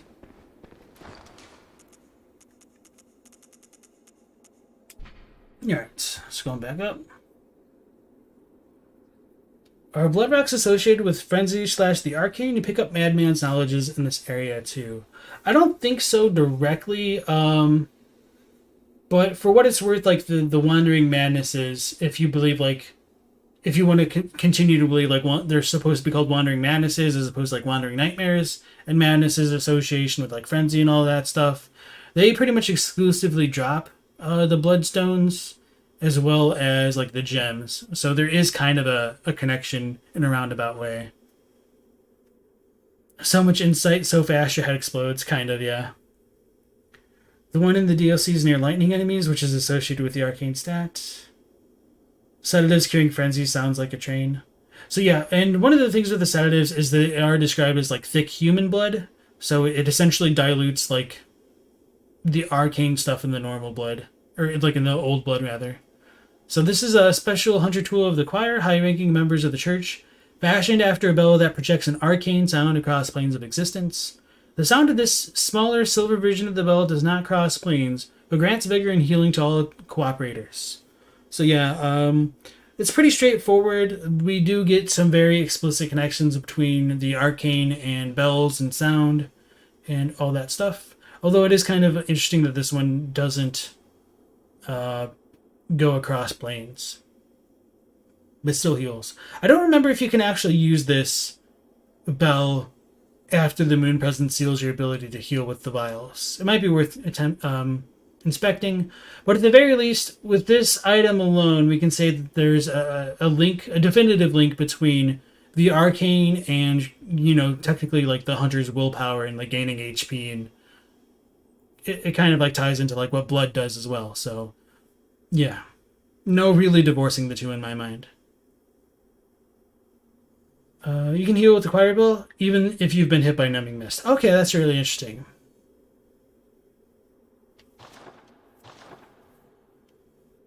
Whoa, is this a blood tinge run? It's the arcane rifle spear, you're blind. That was 1.4k on rifle spear. So yeah, since this is the unpatched version of the game, we can make use of some glitches which allow us to hit like a truck.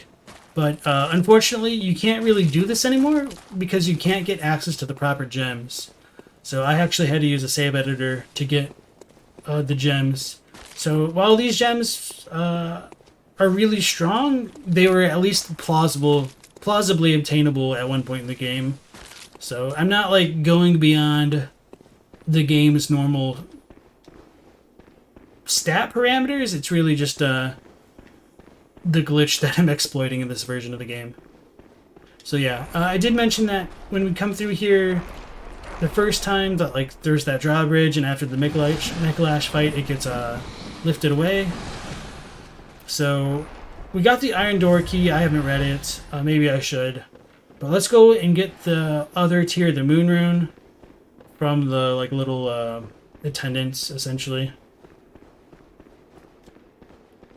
The rifle spear could be cheesed in the unpatched version of the game. Yeah, it's definitely overpowered. But it was kind of cool because it was kind of a it wasn't completely broken against the what's it called, like the watchdog of the old lords and whatnot.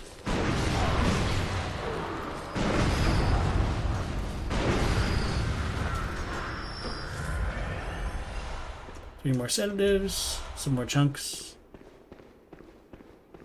And then we get a big attendant and maybe a small one next to it. I don't remember.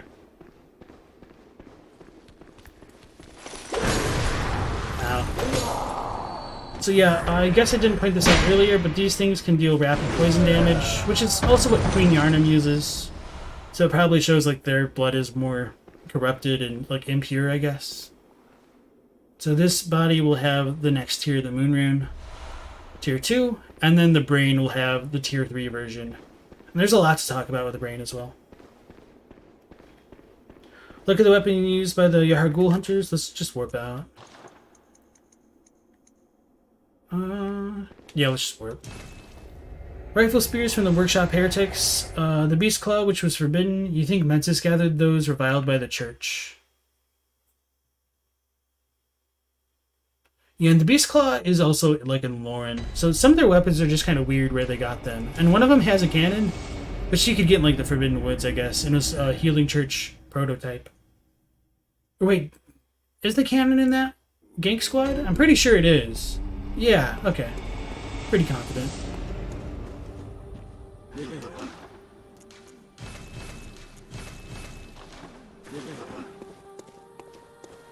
Let's go ahead and prepare as always. Go back to our four-eyed friend. Plus more. Alright, what's the fastest way? The middle, the base? Probably the middle's easiest to warp back to and then do the wet nurse. Okay. Near the end of the game, is this going to be the last stream, or do you have some other stuff in mind to do now? So what time is it? Yeah, so we'll probably do the chalices after the main game content, after the wet nurse, and then we'll probably end up finishing tonight, to be honest. So that'll probably conclude this run.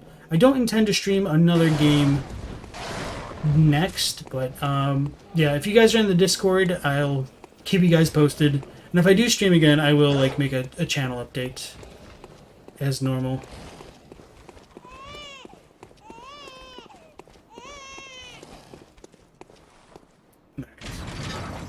Yeah, we're not one-shotting everything. It still looks fun for sure.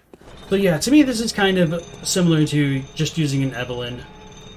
Maybe it's a little bit stronger? I don't know, to be honest. Do you think there's a connection between Menses' school, Yharnam, and the land of Lauren? So in the concept artwork book, like the land of Lauren is obviously like covered in sand, but so is Yharnam. So I think at one point in development, there was probably a stronger intention for them to be connected, but it just didn't come through in the main game. Maybe they walked it back, but the short answer is yes. Yharnam is close to Old Yharnam? Yeah. Do you think Queen Yharnam was meant as the end of the game, thematically speaking, before the DLC was made? So I'm pretty sure Lance said that they added Queen Yharnam like super late, like a month before the game went live. So I would assume not. Although I might be misremembering the exact timeline, but I'm pretty confident he said it was like super late in the development cycle.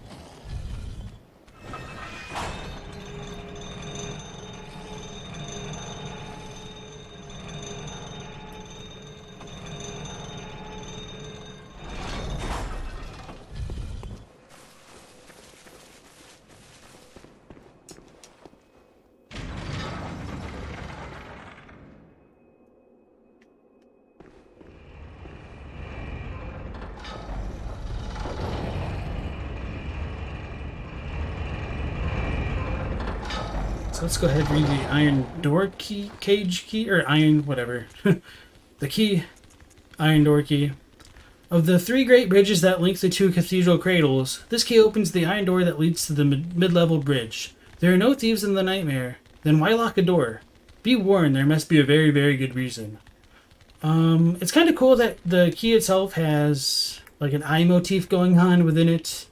For some reason, like I guess this description bothered some people. I think it's pretty straightforward. The Japanese is very similar overall, just very minor difference. Let me look at that again.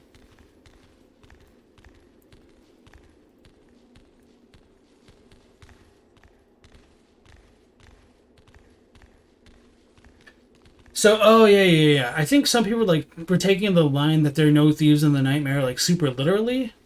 But I mean, it's just saying like, at least in the Japanese, it says like there should be no thieves in the nightmare, so there shouldn't be a reason to close the door. So it might not be a good reason to get closer. Is essentially kind of what it was getting at, which is pretty much exactly what the English has. So I don't remember why that description gave so many people pause. I mean, me saying so many people is probably a bit of an exaggeration. I just remember seeing it at some points. Or I think like some people asked me about it, like when I was first starting to do the translations. I do think. Oh.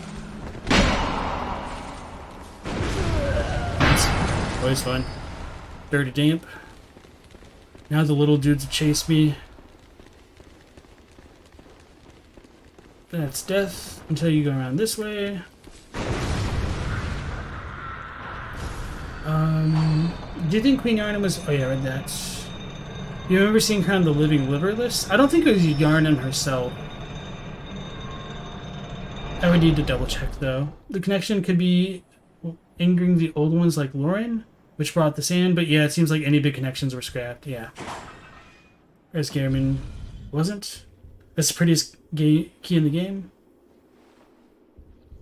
Dark Soul thinks that our character comes from the Hamlet. I don't think so, but mine was a noble sign. Or wait, no, mine. What was I? Cruel Fate? I think it says it. I guess it doesn't. Maybe that's more of a Dark Souls thing.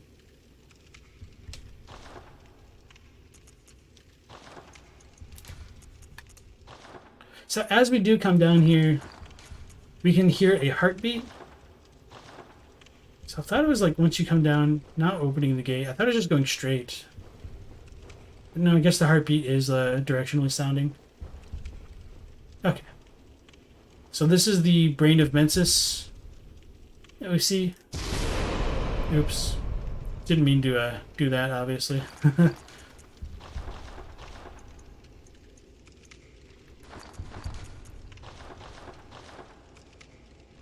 So as we look at the Brain of Menses, we can see what look to be a crap ton of messengers, comprising its like brain tissue, essentially.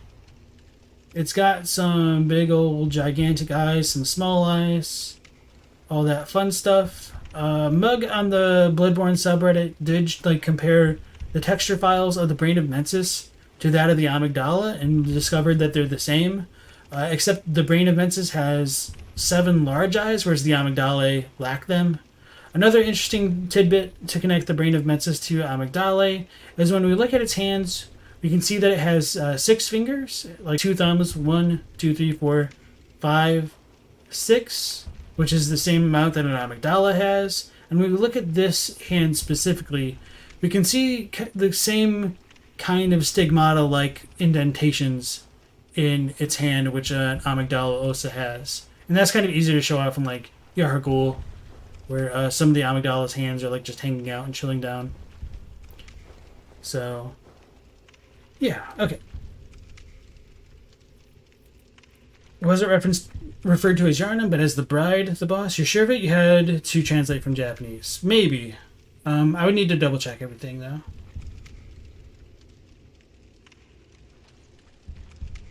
Failed amygdala? Yeah, so going back to the whole amygdala things, with the Brain of Menses potentially being linked to an amygdala, it could have been a failed attempt at creating one. And speaking of failed attempts at creating amygdalae, the internal files for the One Reborn is called... what was it called? Oh, yeah. Nari Sokonai Jashin, which is like a failed attempt to become a Jashin. And the Jashin literally means evil god, but that was also the internal name for the amygdala.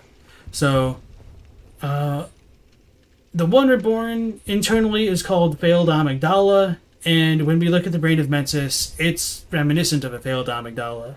Considering the School of Menses' attempts to create experiments that have switched the heads of crows, dogs, humans, and spiders, it does make me wonder whether or not they meant to put the Brain of Menses onto the One Reborn, but everything got all screwed up.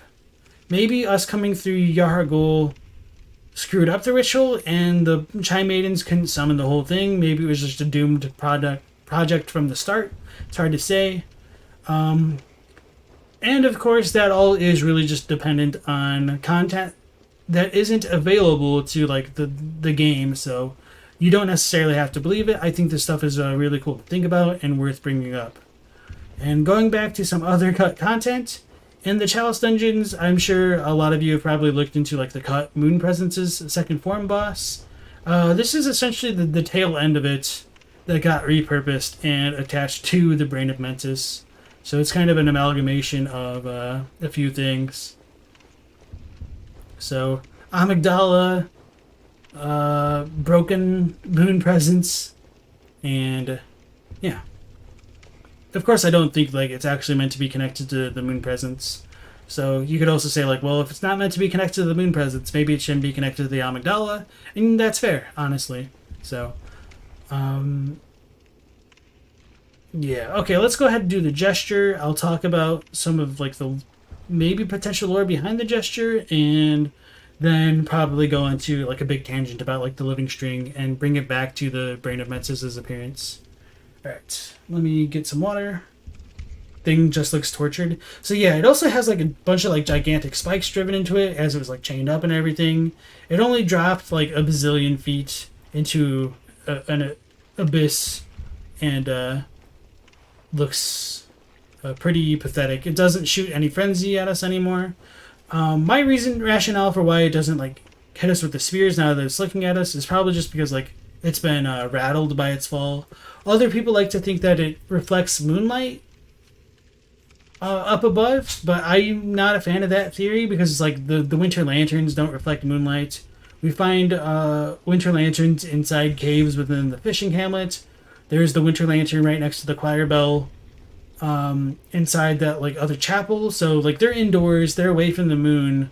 So I don't think reflecting moonlight is the most likely candidate as for why this dude doesn't shoot spears at us right now.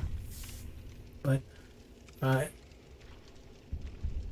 this might also be related to, I think it was a story by like D.H. Lawrence where like the evil eye can cause the blood to shoot out of people, and that could be like related to the frenzy thing, although I'm not terribly familiar with that. But at least hopefully me bringing that up might encourage you guys to look it up if you're interested yourselves. I'm sure somebody in the Discord, if you guys are interested in that, can enlighten us more further if we want to know more. Alright. What happens if you stab the torch into the big eye? Not too much, really. It'll like bleed and look really even more pathetic.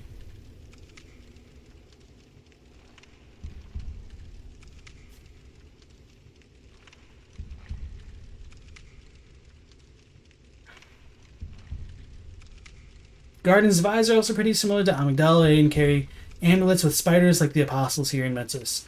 So yeah, I do think in probably most likelihood in the earliest versions of the game, like Gardens of Eyes are probably more related to Amygdala, just like the Shadows of Yharnam were most likely related to Murgo's wet nurse, since they were part of the Brigade of Death and Darkness, and she's like the Demon of Death and Darkness. So yeah. Bobo said that's literally how you learned that Debu was Fatso in Japanese, because that's what the Watchmen were named. Oh, yeah. Like looking in the internal files. So that's actually comes up in, sorry for like the tangent. Some anime, like they like to make puns on a lot of things. So one of my favorite anime is just a very silly thing about a boy who bakes bread. It's called Yakitate Japan. And that even the title of the show is a pun, because pan means like bread in Japanese. So it's like Japan, like Japanese bread, essentially. But anyway, they do have like a judge for their bread baking, and he's an American named Dave. And Dave just sounds like Debu, which means like fatso, and this dude's just like super fat and gigantic. So Phobo was talking about that, just kind of reminded me. Alright. If the MP has the power of draining 99% of your health, wouldn't it make sense that the brain reflects that power, causing the frenzy that drains 75% of your health? Maybe. I think they're different abilities, but I understand where you're coming from with that. But I'll just leave that here for now. Let's go ahead and go into the gesture. I'll talk about some potential lore related to it. So this is Make Contact. I guess I should have prepared this before stream as well. As we see, we like point our one hand up and then the other out. This kind of makes like a perpendicular triangle. Some people believe this could represent a very basic mathematic principles, the great ones, and that they were like, oh, this human's smart, maybe we can like make contact to each other. I don't know if that's like truly what it's meant to represent. Others think it's meant to represent the cycle of night and day, because after like 60 seconds, like the hands move, and I guess it's supposed to represent like the earth rotating and like the sun coming up or like the moon going down, something like that. Because we do get the moon rune from this Brain of Menses sky right now, which is really interesting to consider. And going back to the whole like moon rune thing, I do have a picture on my Discord about like a very old painting, Buddhist painting, like Hote points at the moon, and I've wondered if that has had an influence over this event right here. I think I have it pinned in miscellaneous discussions. Yeah, okay, I can link it into chat and maybe show this off. Let me copy this here. Scroll out.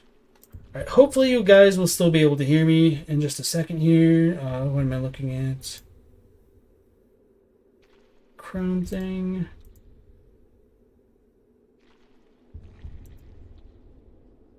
Okay. So this is called like Hote points at the moon. Sorry, I don't really know how to resize this properly to make it like look better. Like I don't know how to crop it so you can see like the black and whatnot. So I wonder if this Buddhist thing, like Hotei points at the moon, was supposed to be part of the inspiration for this. I think it'd be kind of cool if it was. I do see my mic moving, so hopefully we're all good. And the story is Hotei. I don't remember the actual story, but the basic idea is don't confuse like the moon in the pond for like the moon in the sky. So like don't confuse like the way to attain enlightenment for attaining enlightenment, I guess. So there's like the story of like a monkey who thought the moon was in a lake because of its reflection, so it like tried to like dive into the lake, and it just obviously doesn't work, and shows like the monkey's an idiot essentially. And so the path to attain enlightenment is to like go for the moon, like the real thing, and not its reflection. And so the whole idea of Hotei pointing to the moon is a metaphor for attaining enlightenment on the path to Buddhahood. And since we do this kind of gesture, which is kind of reminiscent of what Hotei does, and get the moon rune, I wonder if essentially in, you know, maybe like 5 Japanese people's minds who like know all this crap, this whole like gesture sequence is supposed to represent enlightenment to this great one, and his response is moon, and it's just like all kind of a mental circle jerk as to like, oh, we're so smart. I mean, that's probably like a little bit loaded with what I just said, but yeah, that's kind of one thought that I've had. I should probably make a lore video about that, to be honest, but yeah. Moon, the stand reference. Okay. Superior T-pose. Brian can't hurt us anymore. Brian's greatest weakness is making contact with the floor. I like it. That's such a terrible pun, Japan. The show's really silly. I highly recommend it. The Superior T-pose. Davin, welcome in. Joseph, finally get a chance to ask a great one for the secrets of the Arcane Enlightenment, and the damn ball of eye just keeps repeating moon over and over. I think it's really interesting that we get the moon from it. So since Carol runes are described as like the transcriptions of Great One's voices, I've wondered if essentially like the Brain of Menses is just like shouting moon at us the entire time, but we didn't understand it until like it calmed down a bit. But with that being said, like we still get like runes directly from characters like Walter and Eileen, so it doesn't work out quite as nicely as I'd like, but kind of a fun idea. Like, is the Brain of Menses fixated on the moon like the Pale Drake Seath? Is the School of Menses focused on the moon? Because I mean, Menses essentially comes from the word moon. It's the school of the moon. The great one that they've got chained up is potentially just saying moon, moon, moon over and over. I kind of like that potential there, but again, you know, all speculation. The make contact gesture matches the pattern on the Uden runes. I don't know about that, but I'll check that out in a second. Poor Smoothbrain can't even defend itself. Is this thing made of messengers, or are you tripping? So I do think it is made out of the School of Menses members, and I'll talk about that very shortly here. Top of the Lake Monkey Hunter. Definitely a possibility there. The story is Hotei. I don't know the actual story. I mean, I looked it up. I don't like remember the super like details. I remember like the big things. That's kind of how my brain works a little bit.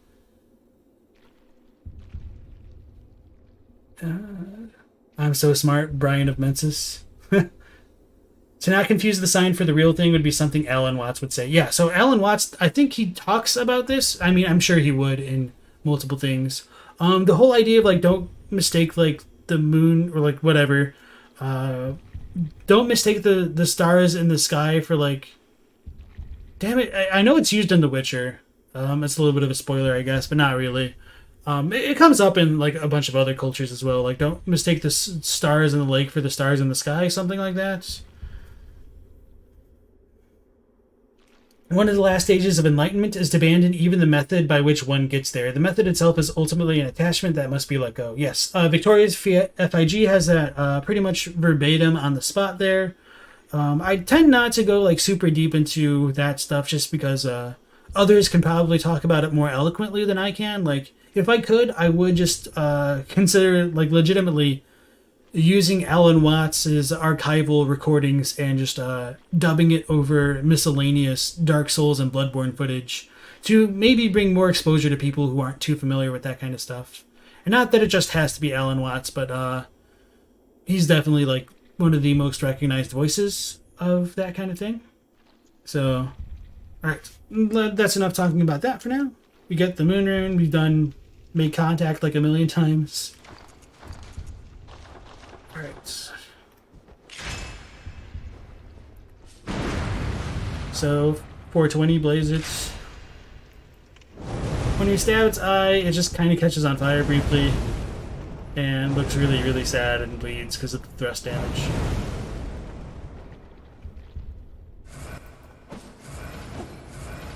So at the very least we can, like, rally some HP off this guy.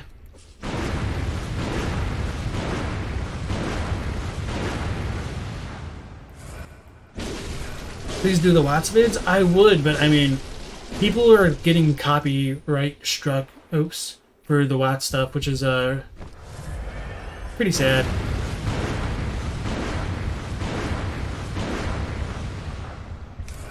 Like, I've even tried contacting the Watts Foundation to get licensing for some things, but never heard back. I think I should probably just end up spamming them until I get some kind of response. Feels bad, man.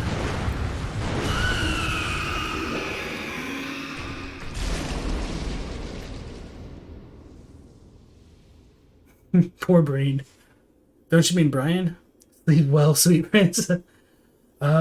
Victoria says, Buddhism is tough to discuss anyway because of all the schools. Yes, for sure. It's almost like differing denominations and other religions. Some fiercely guard the dogma and it can cause arguments. Yeah, you're completely right about that, especially with, like, Mahayana Buddhism versus, you know, the other schools like Zen. Essentially, I guess, like, Zen is kind of a, well, let's stop there. It'll kind of devolve and get off topic. Ultima Omega, welcome in. You thought Alan Watts would be all about trying to reach enlightenment as folly, and to be enlightened is become something as natural as breathing. Kind of. I mean, that gets into, like, some of the real esoteric text about Buddhism. It's a little bit difficult to talk about. Just because, like, a lot of people need the context to understand what you're talking about, and then just trying to build that up in such a way is just an extremely difficult challenge, and really requires somebody who's very patient and very, very articulate and very, very knowledgeable about that subject. So, I would say I pretty much only have, like, a cursory knowledge of the things, which is a lot more than most people, but isn't it a key item? No, it's a ritual material. What am I doing?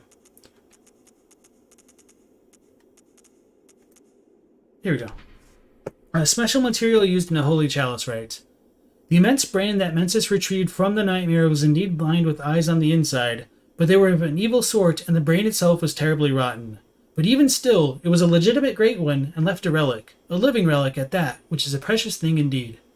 So there's quite a few discrepancies in the Japanese to English for this description. As far as the Japanese goes, the term that they used for retrieve is more ambiguous. So instead of, like, the brain was retrieved from the nightmare, it's more like the brain was gained in the nightmare.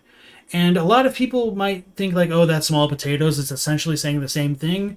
They're half right, but also half wrong. And part of the reason why I would say that is, in English, when we say retrieved, it can only mean that the brain already existed within the nightmare before they showed up, because they retrieved it from it.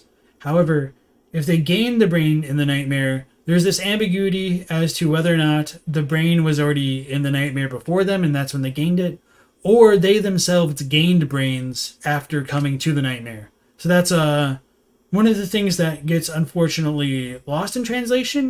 They could have left it ambiguous and, like, still had us to argue over it. So it's just a little bit unfortunate on that aspect of things. And then for the second line, the brain was lined with eyes on the inside, but they were of an evil sort, and the brain itself was terribly rotten. There's a little bit of a missing portion of that line. So not only were the eyes of an evil sort, it said in the Japanese that the eyes were completely malformed. And part of the reason why I'm stressing that the eyes were malformed is because it uses the same terminology which appears in Murgo's Chord to describe how it stillbirthed the brains of Menses. So the eyes were stillbirthed, the eyes were malformed, the school of Menses was stillbirthed or malformed.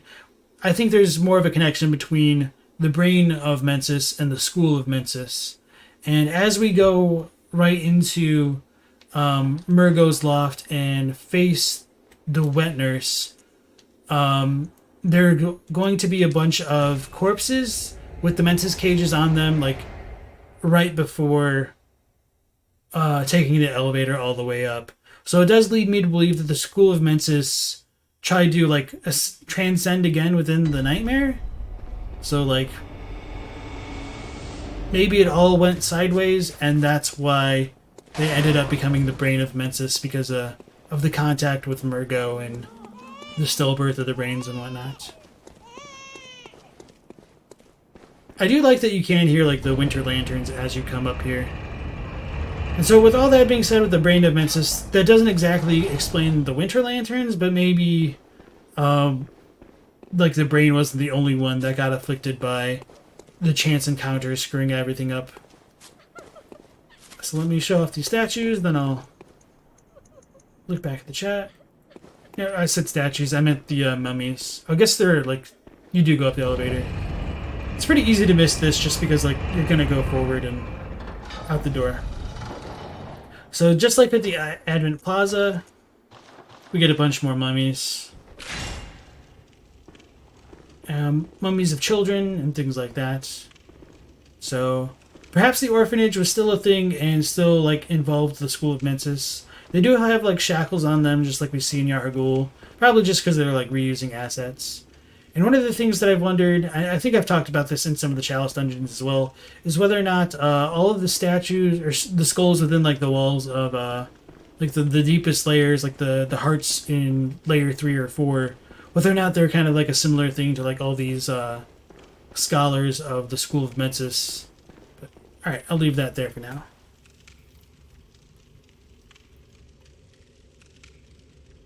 Alexander, welcome back in. Did Menses pull the brain out of this dark pit? How did they get this strung up in the tower? Maybe they agitated it, causing it to frenzy. So I think their brains essentially became an amalgamation. Sorry, their like brains became an amalgamation, which formed the Brain of Menses, which is why it's kind of comprised of messengers. I think it's possibly comprised of like all of these scholars, plus maybe even more that we just don't see right here. So yeah, that's just kind of my headcanon on things. Foster's enters stream, so 420 plays it. I mean, it is what it is. Celebi says, you get wrecked so many Alan Watts vids by the algorithm and have never watched any. They're pretty good. I don't know about like what's on the algorithm, but just if you have the means to like listen to his recordings or podcasts, I'd recommend it. Especially if you're like doing something else, like working out or something, washing dishes, who knows, on a drive commute. Could you say what Alan Watts is all about in general before you go on the deep dive? Oof, you still don't have a good idea of who he is. So maybe somebody else said it in chat. Let me look. Rab says Alan Watts is a key figure that brought Zen and other Eastern philosophies to the West in the 70s or 80s. Did a lot of good lectures. Not just that. Yeah, so you did say other Eastern philosophies, never mind. So yeah, he like grew up in London, and as a boy he would like visit like the Buddhist temple nearby. So he, from a very young age, he developed a fondness for like Eastern philosophy and Eastern religions. So he devoted his life to like studying it and spreading it to Westerners, and he's a very, very eloquent speaker, and is probably the first point of exposure to Eastern religion from a kind of place of understanding as a Westerner to Westerners, if that makes sense. I might have said that a bit strangely. So he's quite an integral figure in kind of popularizing Eastern concepts to Westerners. So, I mean, with that being said, like a lot of Westerners have probably misinterpreted what he said, but I mean, that's just the nature of like pretty much anything along the lines of philosophy and trying to talk to others about it, but I guess I'll just leave that there for now. Enlightenment is your nature by default, and different people get to it through different methods. Some take faster routes, some slower, easier, harder, some don't need to do much at all. Zen is just one of the more direct ways. I think that's more or less what he'd say. So, I don't know what he would say about the Zen exactly, but I agree with your previous statement there. Sympathetic strings ringing it out to stir life. They're kin like strings of a sitar? I'm not sure what you're talking about.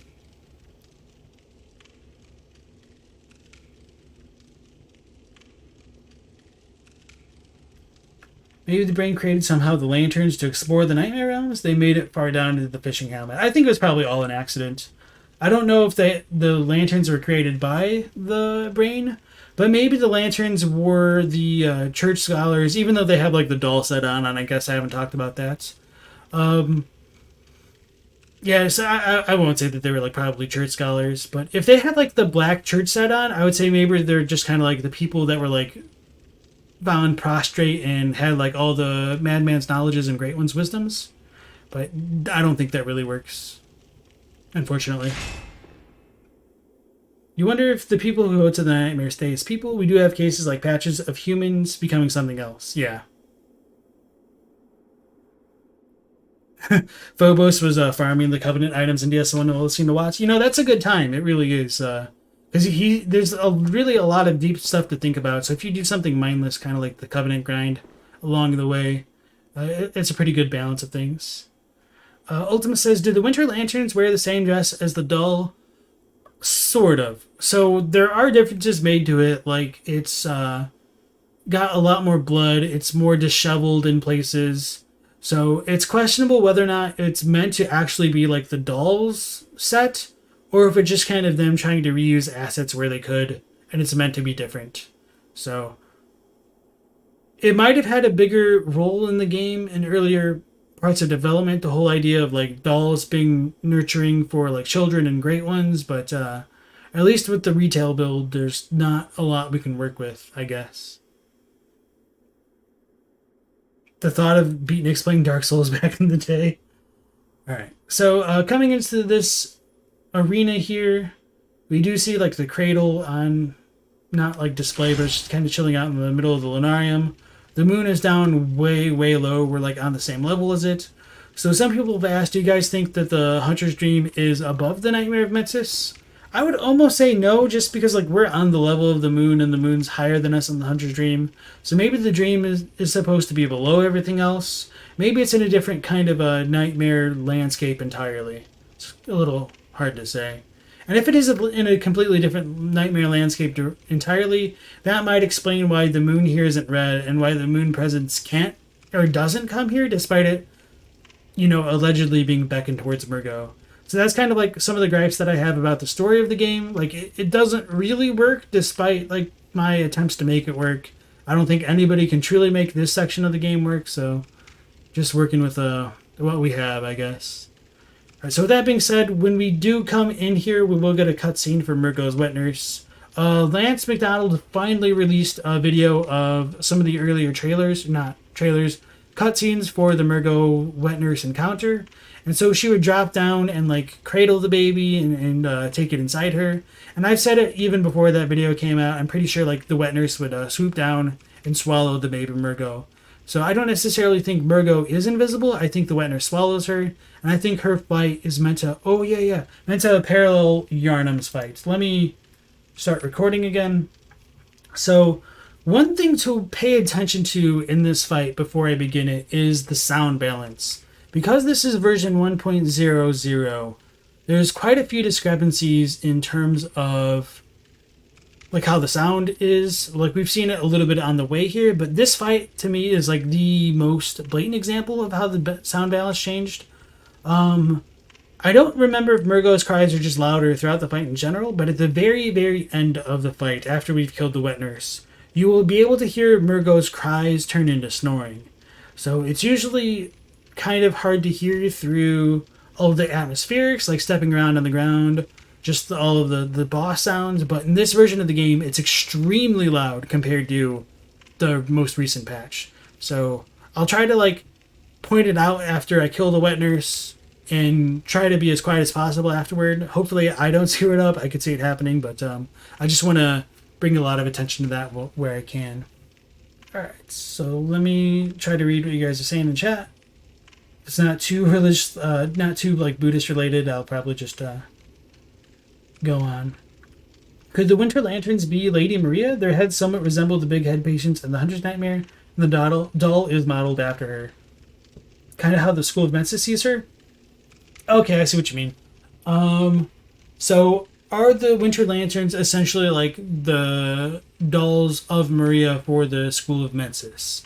I think it's possible. I have wondered if like the enlarged head patients have become the Winter Lanterns myself, because there is that really cool animation in like the third or fourth, maybe it's the fourth story of the research hall, where you can go into the room with like a bunch of the enlarged heads, but one's chilling on a ceiling, and if it drops down, it can like land on your head, and like it's a little tentacles will pop out. I think to me that's kind of similar to a Winter Lantern, so I wondered if that's kind of like a retcon explanation for how they may exist.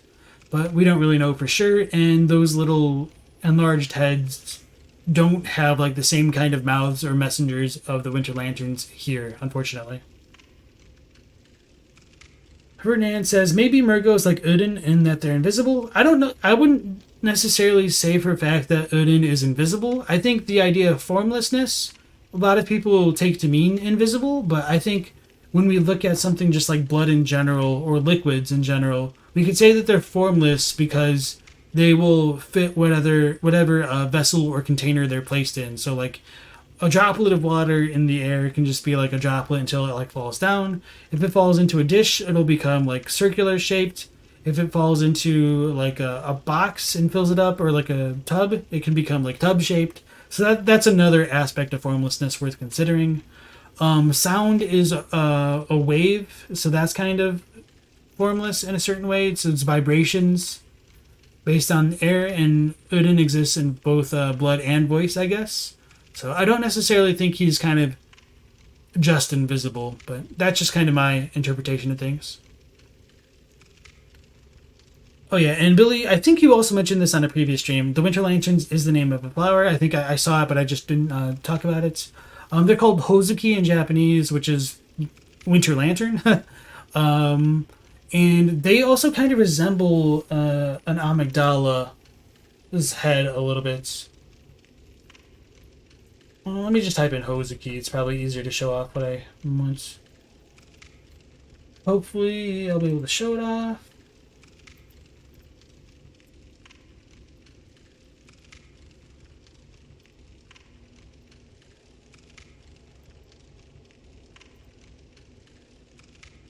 Oh, it's literally links to my Reddit post. That's kind of funny.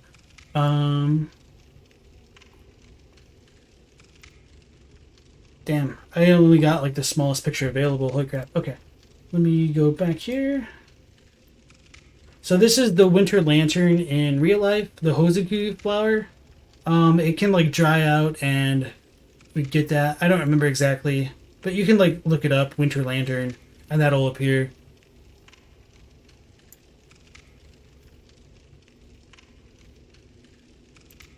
Okay, so that might have been part of the inspiration for the Winter Lanterns, because that's what they're called internally. Although in earlier versions of the game, they're also called like failed to become messengers, just like the Wonderborn is called the failed to become amygdala, essentially.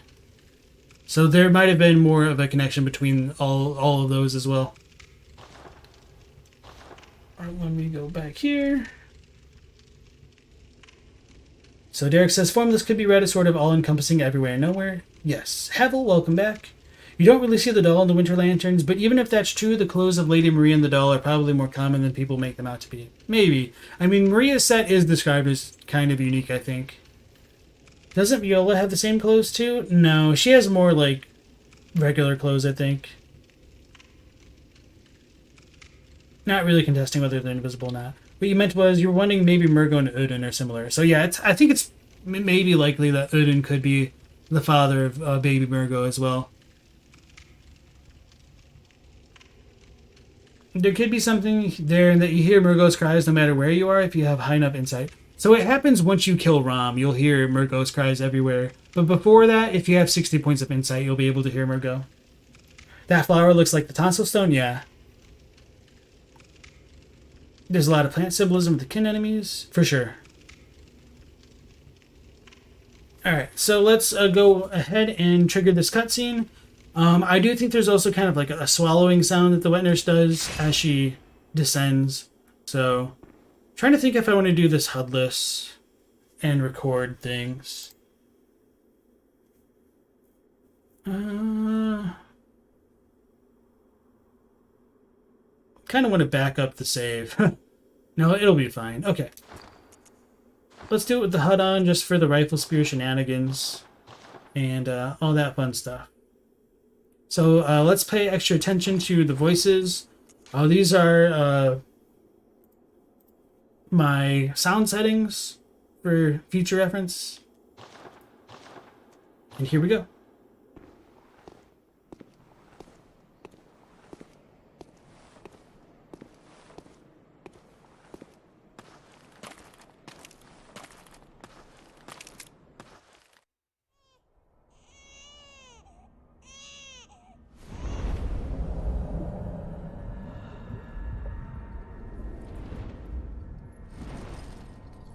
So there's that gurgling sound. She put her head over the cradle.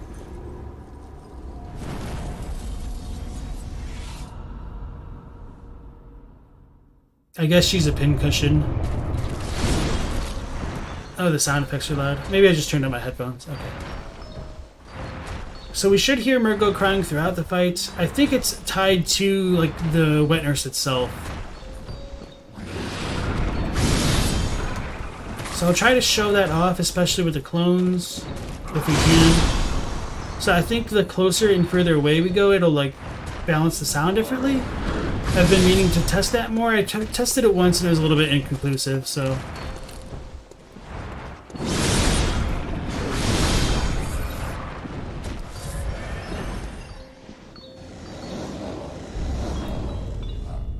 Really? I didn't expect that.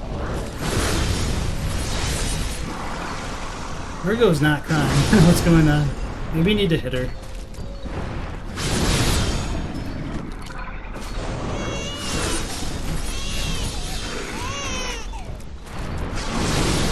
So, okay, so I don't know if it's attached to this spot. And I'll try to test that a bit more.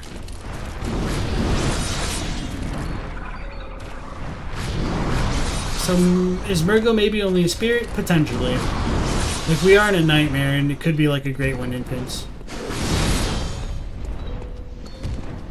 I wonder if the boss bugged out. So yeah, Murgo isn't crying until we hit her in this game, in this version of the game. Okay, there we go.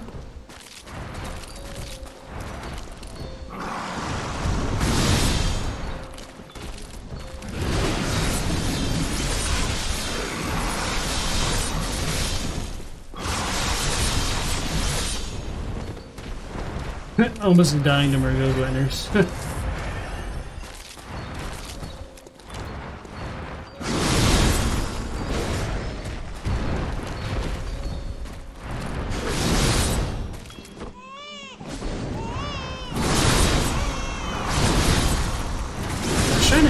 Like run back over here, but got clipped.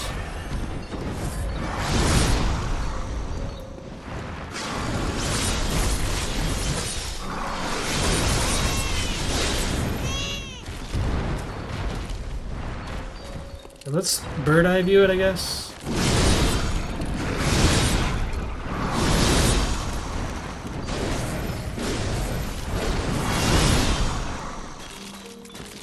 Alright, so yeah, I would say it's probably most definitely tied to the actual wet nurse herself.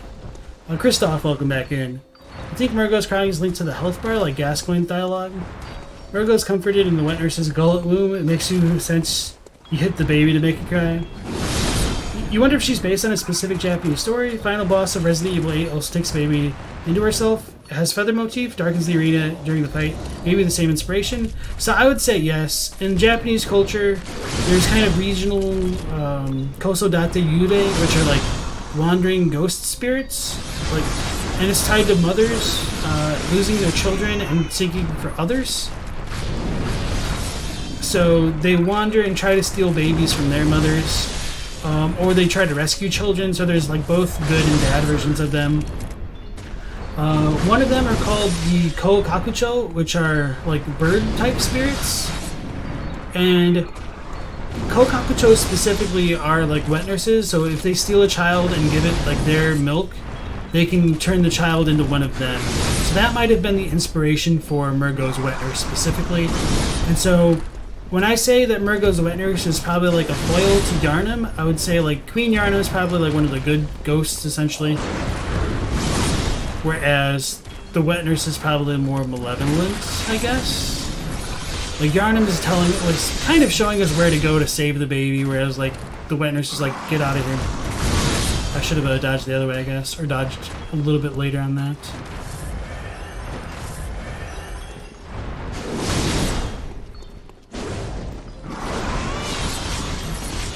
Alright, so yeah, backing off, we definitely hear the voice zoom out. So I think this is pretty clear, at least for version 1.0, that Murgo's wet nurse definitely has the freaking baby.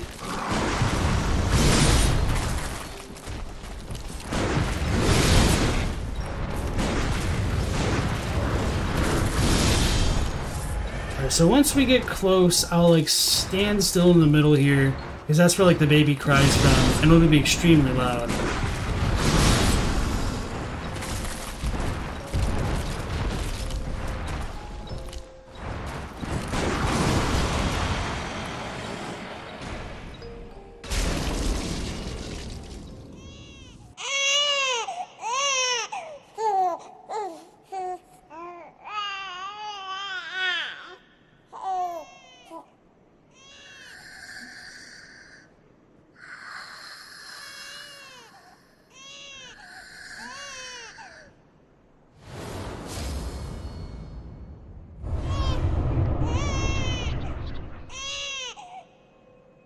So that happened to me the last time on 1.02. So it did seem like it was bugged a bit because she continues to cry despite like the snoring thing going off. But if you do go to YouTube, I think Mug has it on his channel. You could like listen to the exact sound file of like the end of the fight and it turns into snoring. So I say like we put the baby back to sleep. Sleep, you know, could be a metaphor for death, but like that's not really death in these games. Like it's just putting them to a more restful state of consciousness or like unconsciousness, I guess, for the great ones. It makes them at peace. Okay. So definitely wanted to show all that off, and I can stop that one there. Yeah, definitely playing two sounds at the same time. So I guess I should have mentioned beforehand that it could have been a possibility, but I didn't think about it. I thought it was just kind of a one-off glitch my first time playing through 1.0. Because I do have that sound effect loaded onto my YouTube channel as well. It's like one of my earliest videos, if not like the earliest one. And so the exact same thing happened, which leads me to believe like it was probably glitched more so than anything else at this point. Do you think the succubus name is a sort of mistranslation? I would need to probably look at the etymology of it, but I think it checks out based on what I remember. All right, going back up. Christoph, nice to see you too. Murgo is comforted. David Mitchell, welcome back. You wonder if she's based on... Oh yeah, I read that. Purple Raven. In the earlier versions of the cutscene, the wet nurse definitely did pick up the physical, albeit invisible baby, Ocelot style. And yeah, that could come down to like censorship reasons, but we don't know. Maybe they're meant to be invisible. How many wings does she have? I think she might have 6. Although I could be wrong. That's just me kind of remembering. The runes that give you extra vials makes the ones that give you extra bullets pointless since you can't convert vials to 5 bullets. Yeah. You can just convert vials to 5 bullets. Murgo's diet is suspicious with that many skulls. And yeah, as we do like look into the like little arena, there's like a bunch of human corpses surrounding like the lunarium and whatnot. So maybe they were also Menses members. Maybe they're sacrifices by Menses to get to Murgo. I don't know. But definitely worth consideration. Do you think Menses made a contract with the wet nurse, or the wet nurse just came of its own accord? I don't know. I kind of feel like the wet nurse just probably swooped down of its own accord, just because it kind of swoops down on us, so why not the same for Menses? We don't really have Mikolash or other humans by it. We have the shadows of Yharnam guarding the way. But for whatever reason, like... the shadows of Yharnam don't fight Murgo's wet nurse, and like Yharnam seems like, oh no, I can't go that far. You need to help me. So it's kind of strange, I guess. But speaking of Queen Yharnam, I feel like I was probably going to forget if I kept talking. Wet nurse made a deal with Menses to steal Murgo and keep it for herself. Yeah, maybe.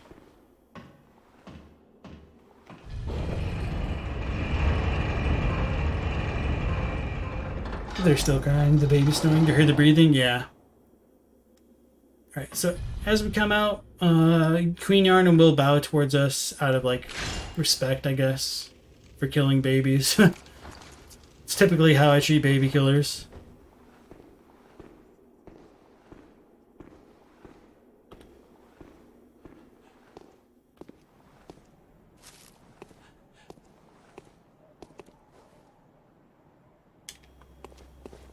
Alright, so that's pretty much the events of the main game.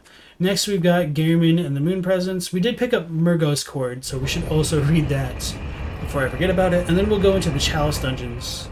I might just kind of speed along there, because I guess we've been talking a lot more than I anticipated, which is fine. Otherwise, if I streamed again, it'd be extremely short. So we've got the four chords completely, and then the fourth one is Murgo's.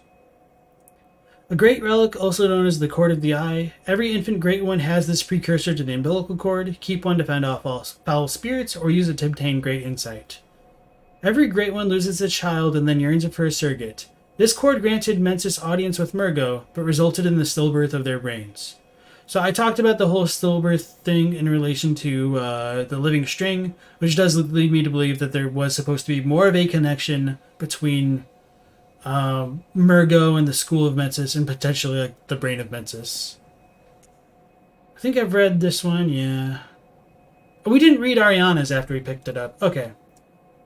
It's kind of funny, this one has like the paragraph break between like the keep one to fend off foul spirits, but okay, it's all good. Every great one loses its child and then yearns for a surrogate, and Odin, the formless great one, is no different. To think it was corrupted with blood that began this eldritch liaison. So, you know, eldritch is essentially synonymous with arcane, which isn't like the biggest of deals. To think it was corrupted blood, so that term corrupted blood, it ties back into the like corruption rune, the Kanehir stuff, the Kegare blood. So the more corrupt Kegare your blood becomes, like the closer you become to the Great Ones. That's what allowed Odin's eldritch intermingling with her. And that ties into the blood dregs, which we don't get in the English just because they're called blood dregs, which is, it's fine. It's kind of hard to like make it work.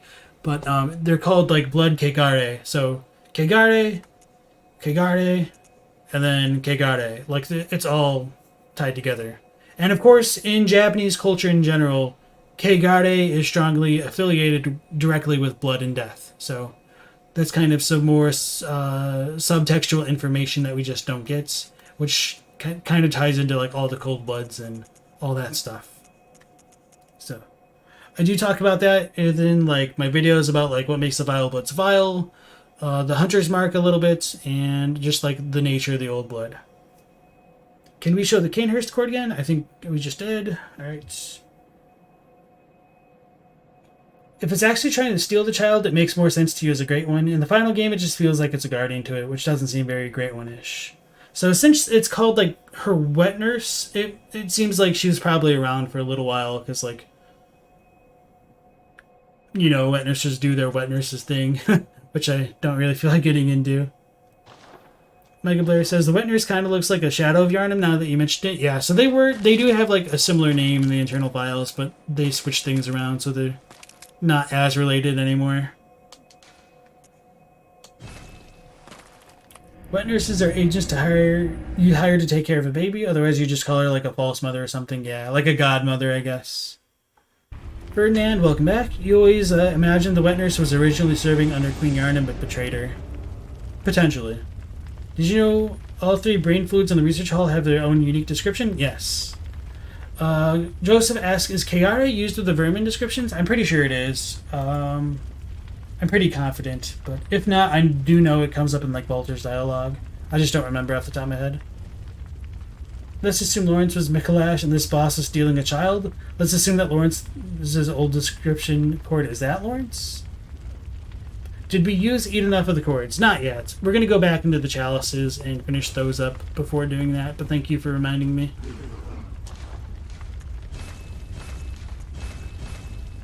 I guess I may as well use them now since we have looked at all of their descriptions.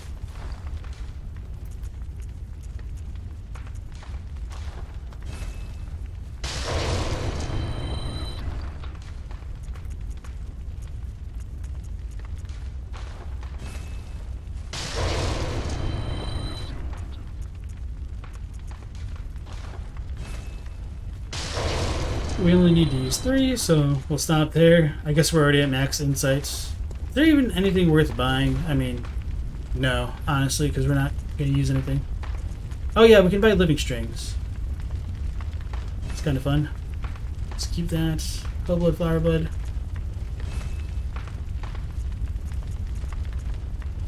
Oh yeah, Jura stuff. Because we killed them. I need to repair.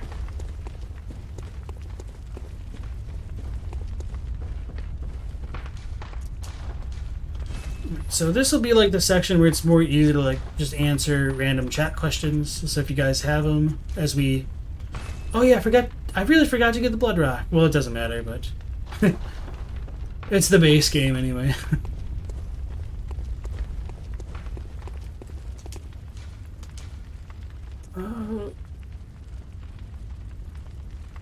Yeah, let's do the last lower Lauren, and then do the Kimmerer Isle. You guys use Jura set for Winter Lanterns? Yeah, it's the best one in the game. Plus Eileen's mask for some reason.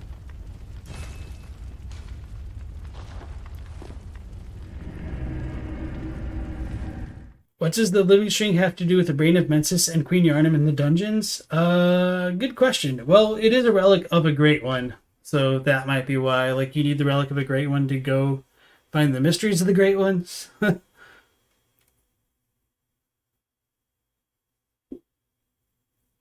Amazing how fire doesn't matter when the entire building is burning down. Yeah, I guess there's that to still talk about in the stuff with the doll before Gehrman. We will need to do like a little bit of the side stuff unless we manage to pick up a decent amount of the ritual bloods. So let's go through here first.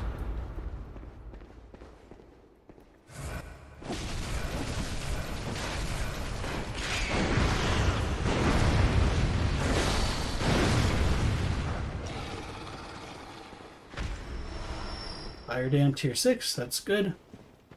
So there is some like indigenous beliefs in like Okinawa, and I don't know how much of like the rest of Japan, but I mean, it also appears in other like cultures throughout the world where like to give some people a proper send off to the afterlife, they would burn down like their homes and whatnot to make sure like their spirits didn't like stick around and haunt it. That little bit about like haunting like specific spots might not be specific to Japan, but just in general, I guess. So that could be why Gehrman would burn down the Hunter's Dream, and yeah, it's Gehrman who does it. Like the content makes it clearer. Where is the madman? Probably around the corner? No, I guess not. Okay. Below us. But I mean, what other candidates would there be? I guess there's like the Doll and the Moon Presence, but both seem less likely. Hey, Ritual Blood. Okay. So as we come down, we do see like the sacrifices. I guess this one's more of a rat than a dog. Maybe it's a Chihuahua. How do you think the Traveler learned about the Pale Blood before coming to Yharnam? I honestly have no idea. I think it's just a MacGuffin. Something to make the player have a reason to explore Yharnam.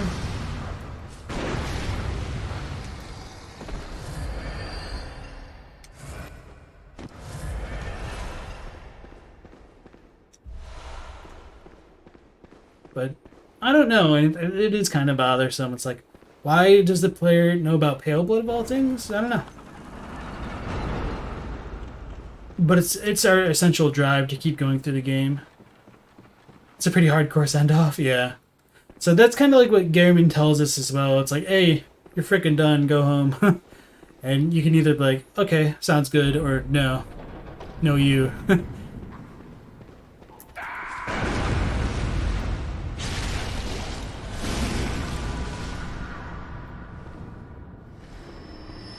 So yeah, throughout Lauren, we do see like the sand trickling around. We get like the electricity coursing through the air. All those fun things. So another one. I think we need like 4 more after this. I didn't see what that was. Probably blood vials or bullets.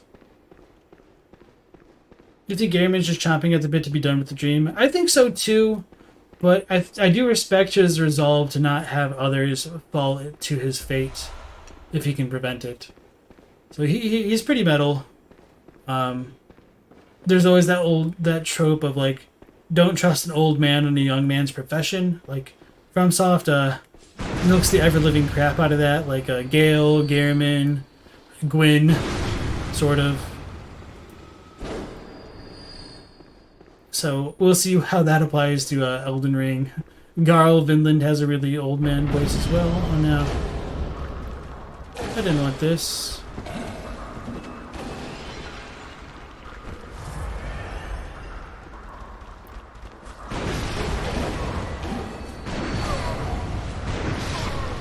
Man, the spread on that is super satisfying though. So like that's definitely has like an advantage over the Evelyn, but overall, I think the damage potential is probably similar. I might be misremembering, though.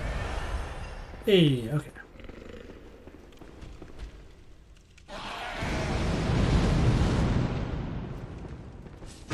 That was weird. Bastard of Lauren. So it's kind of funny to consider whether or not those Lauren Silver Beasts are pregnant, whether or not they're just like carrying those things around. But I mean, quite a few things like that don't make sense. I don't place a ton of stock in like the item drop tables, just because like Henrik must have thrown a lot of throwing knives at rats for them to drop so many. So it's just kind of silly at times. The Hunter's Dream could burn down after every night is over. That's kind of how I look at it, honestly. So I think we're done with this section. So let's go back. Wait. Does it really connect back that way? Yeah, because we came in through the bottom. Okay. Hopefully I'm not missing anything there, but we should be in pretty good shape. So I think we need 3 more.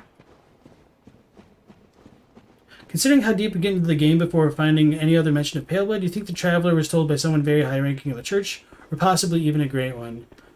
So, I mean, we talk about it to others, but the last time we do see, like, pale blood get brought up by anything other than us is in, what's it called? The lecture hall. And it is curious, like, whether or not, like, Vicar Amelia would have known about it. So, or Willem even. It is a little bit unfortunate we don't get that. Or some extra insight into it. So Lauren, I think this is going to be the bad area. Or is that lower? No, that's lower, I think. Or further, I should say. The sand of the air is a great detail. Does a fish realize it's surrounded by water? The real philosophical questions. You do think Henrik's passed down with sniping rats with throwing knives? What else is there to do when the hunt's over? He's too strong. He's a sad boy. He needs some way to pass the time. Doomatius, welcome in. Is there any mention in the game of anyone actually leaving Yharnam? I think depending on like how you want to look at some of the members of the league, potentially. But not really. I don't think so.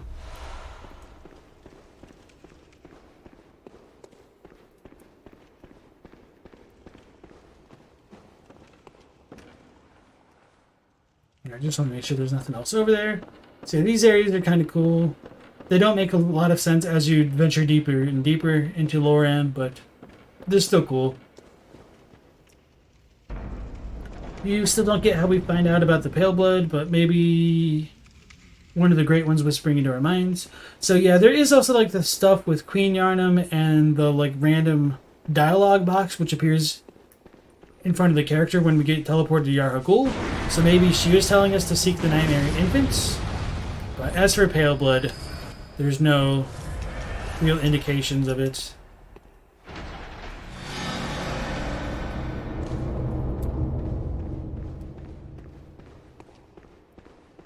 Even if you don't read the handwritten scroll, the traveler still asks Gilbert about Pale Blood. So either the Blood Administration didn't wipe his memory, or it's just a gameplay consideration. Probably just like a little bit of both. And it is a little bit curious at times, like when certain dialogue options become available like that. I think it could have just dropped down.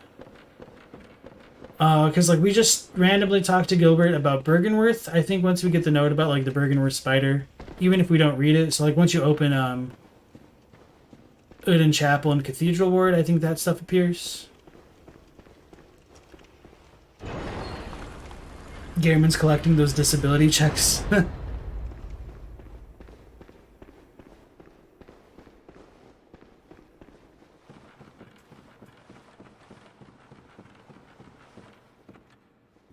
Considering Garen can really walk with his legs, he probably uses the wheelchair to ride around Yharnam. Okay, I see what you're referring to. Thorn Silver Beast. This is kind of a really disappointing boss for a kind of final tier of dungeon. Watch it kill me now for having said that.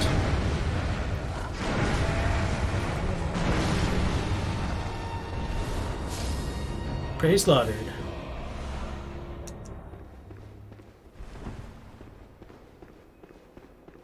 We did it! Is there anything else about the Flora character besides her being a student of Gehrman that's known?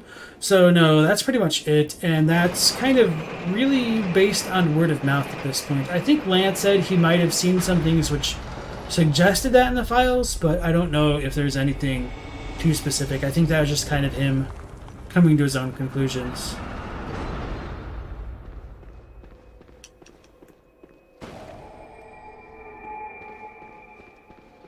Praise the good blood.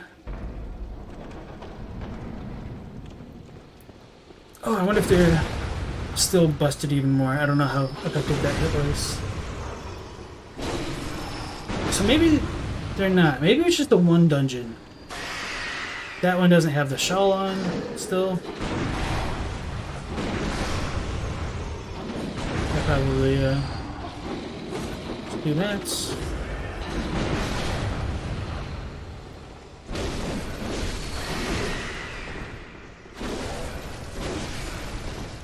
Actually, Reality did a decent amount of that HP. Have I beat the queen yet? No, we're on the path to do that. We're gonna clear out this dungeon and then do Timur Isle next.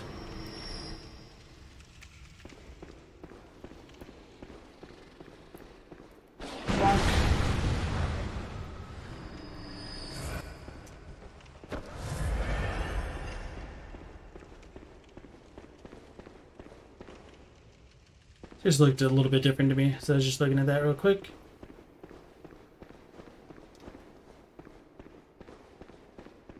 Oh, this one just loops back around, okay. You never played the game, but you love the lore? Thank you. Thanks for making the great videos. Thank you, and welcome into the stream, Waka Music. Use your last trophy before the play. I think I missed some weapons. I think I might have ended up missing like the Beast Claw or something silly. So I think she was like my second to last one. I think there's a ladder over here. No, not on this side. I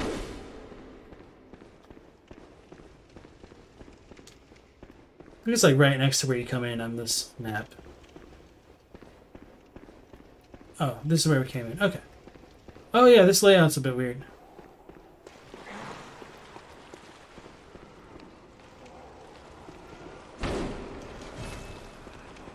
Can't open it from that side. It's all good.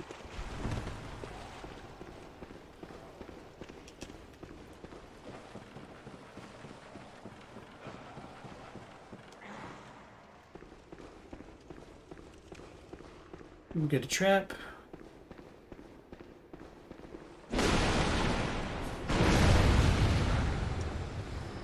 Going to assume like a madman or something. No, nothing in here. Door.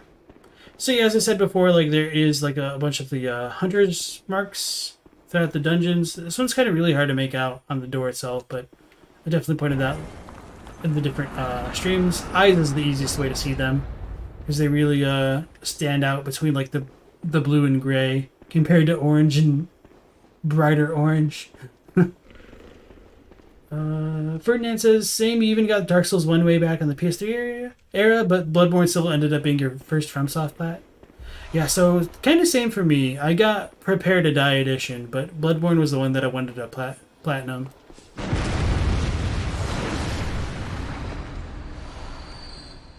What is that? Is that a big? Oh, that's cool. I didn't realize that they were like the big ones in here. Oh, they have a spinning attack? I guess I don't really mess around with these things too much to know. Can bring damp. I have been killed by them before, which is kind of funny. Let me double check this room. Hell says website pre-release? Which website pre-release? It's a good choice. You never go for the platinum, but you respect the hustle. Bloodborne isn't too bad. I mean, obviously, like, the chalices get to be a bit of a grind, but doing it piecemeal, if you're just going through exploring, it's not the worst.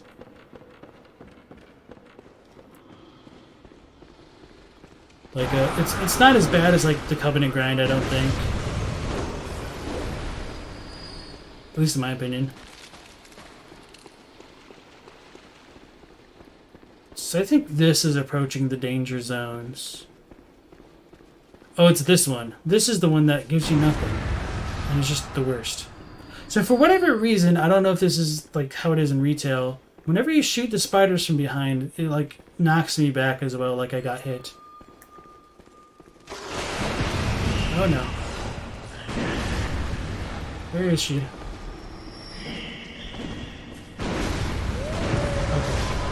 Oh, that was scary.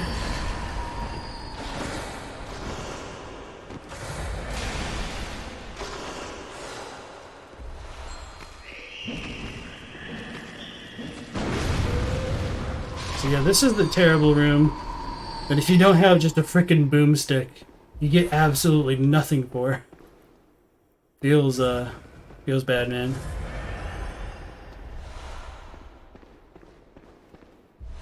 Kin Cold Blood.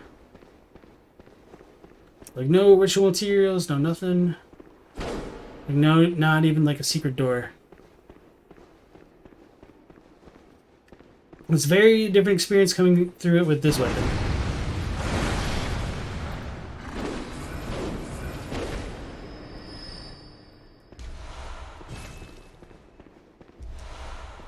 Use blood pellet. Quicksilver. Okay. Derek said if there's one you would want to platinum, it would definitely be Bloodborne. The Hunter's Mark may be a Carol rune, a word for hunter in the Great One's language. That might be the reason the symbol stays the same over time. No, I don't think it stays the same over time. Like throughout the dungeons, I'll show off some of these, I guess they're not on these walls yet. We see it kind of resembles more of a hanged man more and more over time. And I'll try to show that off. Cool. I was just noticing the little beast statues here. Kind of resemble the ones in like Canehurst and Old Yharnam and whatnot, but not entirely the same.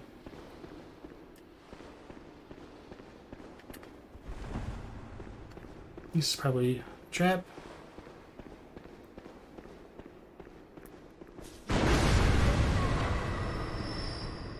Okay. So yeah, that room with the spider along the way was the bad way, and then you do get like everything else is fine, I think. Oh.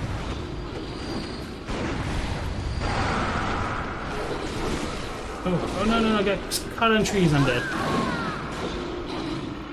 Like I said, it's all fine. I was trying to be smart and use the pungent cocktail. I could have just like spammed the rifle though. Yeah, the Covenant grind sounds rough. Yeah, I mean, if you like listen to podcasts, music, TV or something in the background. It's not as bad, but it is really, really tedious. Do you think the Moon Hunters keep any of the strength they achieved after their night is over, or do you think they keep only their items? I think a little bit of both. Because, I mean, Jura and Eileen and Henrik can really beat the crap out of us if we're underleveled and we're just like a fresh hunter. So they definitely get strunk and stay a bit strunk. And maybe even like the Bloody Crow of Canehurst falls into that category because he is ridiculously strong. Okay, so that's where we did not go.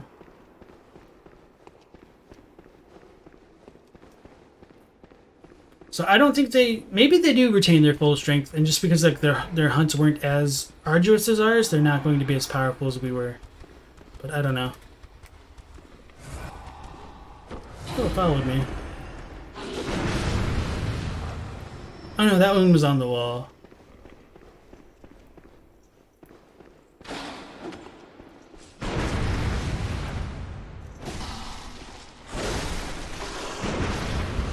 Should have just shot it twice. So I'm gonna skip ahead, skip the danger room a little bit, go get the treasure. Or is this a lever technically? I think it's a treasure. And then we'll like run back as normal. I'll just skip them. Justin Pruitt, welcome back in. You've always wondered, do we have an info on Alfred's background? No. Like anyone else that talks about him, or confirmation that he is Yharnamite? No, he says he started out as a hunter just like us, and that's about it. And that he seeks... Well, in the Japanese, he says he follows the teaching of Logarius, whereas the English is like he is his protege, which implies more of a personal connection. So the Japanese is a bit more distant, I guess. Thankfully, there's several trophy guys now at this point, so it's not as laborious as before. Yeah. Especially, like, being able to skip chalices a bit easier now. Because I'm sure there's somebody who's probably made, like, a chalice path. Maybe using, like, the Falstaff ones. Bloomers.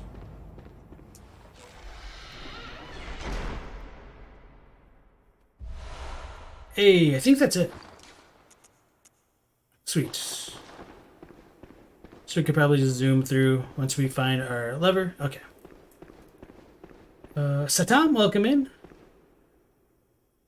Derek says, it's just your idea of how it would work. You don't think you'd have the effect of the blood echoes anymore, but fighting experience would stick. That's true. But for what it's worth, like, they still can use the blood. I think Henrik and Eileen can. The Bloody Crow definitely can. Joseph says, your buddy's letting you borrow his PS4 so you can start your first Blood Blue BB playthrough in ages. Excited to experience it again with all the new eyes on the inside. Sweet, man. Alright, let's zoom for our stuff. Oh. There it is.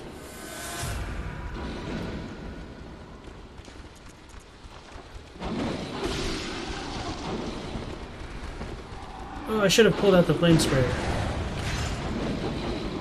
No, that's not a flame sprayer.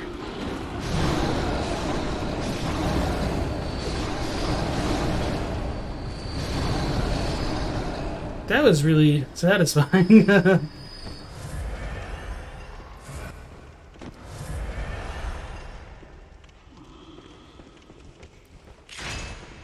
Alright. The MP taking your echoes makes a lot more sense in the context of Demon Souls in BS1. That's kind of how I feel. Like, I didn't know about that for like a long time, like the Demon Souls and the old one. I mean, I kind of did, but I didn't really think about that, about the moon presence, until I really started looking into like the etymology of paled blood and that kind of thing. So slow. Red Jelly, Alfred is fashion. You did a new playthrough after years of not playing it, and it's still such a fun game to go back to. Yeah, it's really smooth as far as like the actual like movement and combat feels. So I definitely, why did I do that? I knew about that. I definitely like it. Obviously, but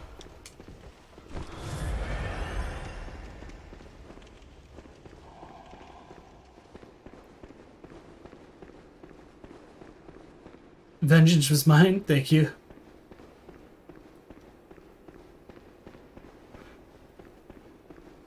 looked into Berserk's lore? Sort of. I mean, the last time I read Berserk was a really, really long time ago, to be honest. I've mentioned it a few times on the streams where, like, since I prefer to, like, binge things, I'll catch up or, like, watch a show all at once and then get, like, disappointed if I, get caught up.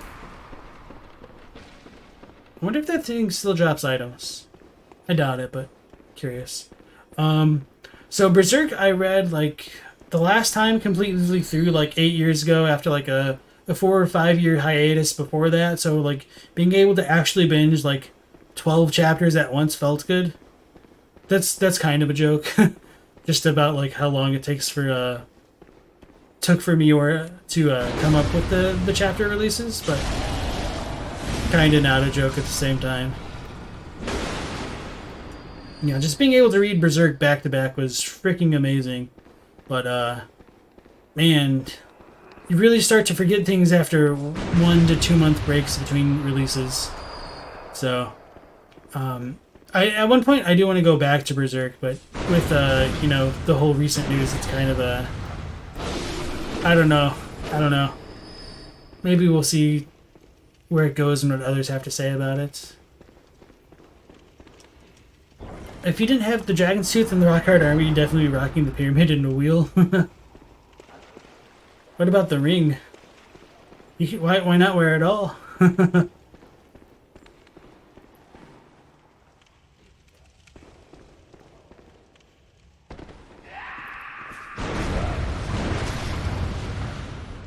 Oh, there's another one. I was like, oh, why is the white still there?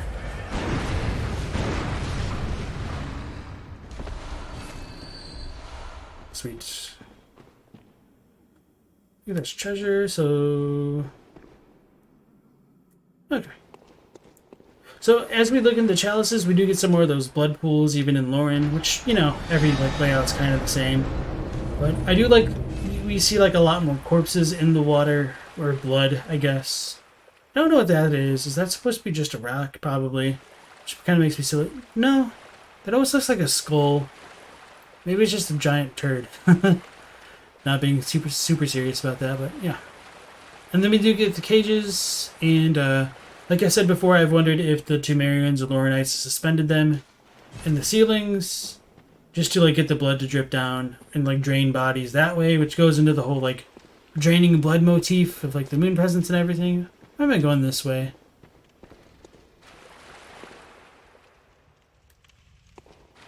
We just need to go back to the entrance and zoom out. So let's do that. Thanks.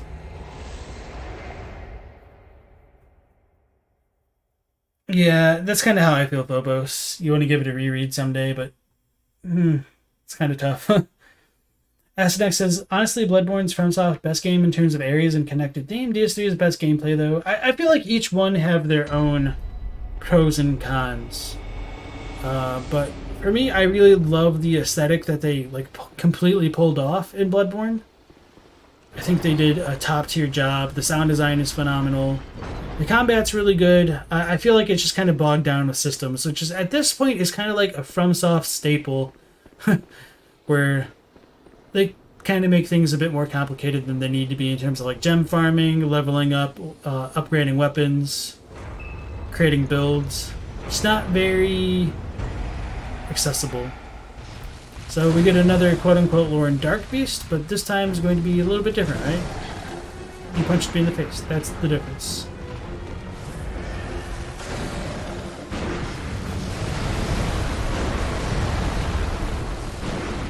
So I can't parry him, so this is a little bit dangerous, I suppose.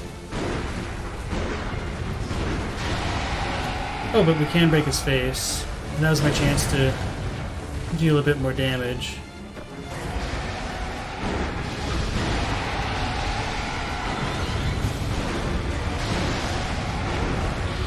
Ooh. Okay, I definitely need to record the next fights. Oh god, that's so satisfying after after the struggles of the normal combat style. So yeah, Astanex, sorry you heard about the news this way, but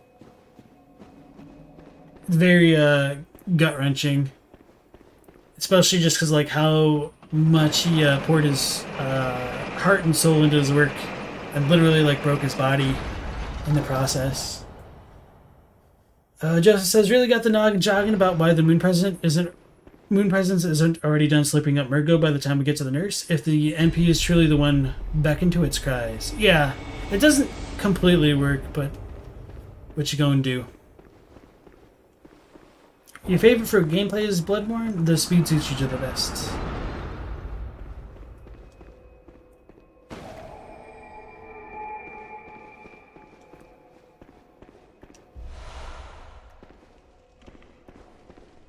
Alright, still picking things up. I guess there's the bullets worth picking up. Okay.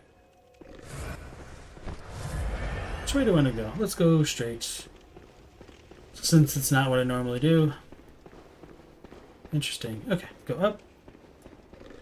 You feel obligated to read it from top to bottom? You really want to appreciate it? Yeah. I don't blame you for that. I mean, it's always fun to do that. It's really beautiful and well done manga. This just connects. So let's look at the walls. I guess there's not like as many tombstones here. Uh-oh.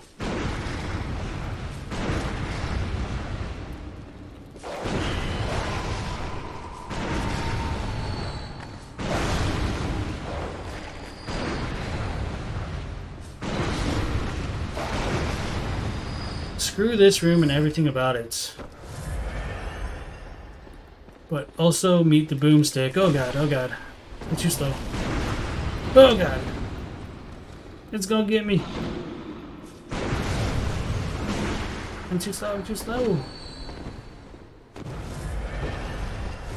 That's the one thing that's a little bit different and like worth getting used to, the actual speed of the rifle spear. Every time you say drip, I can't help but think of the bloody meme. How often do I say drip? Probably not at all.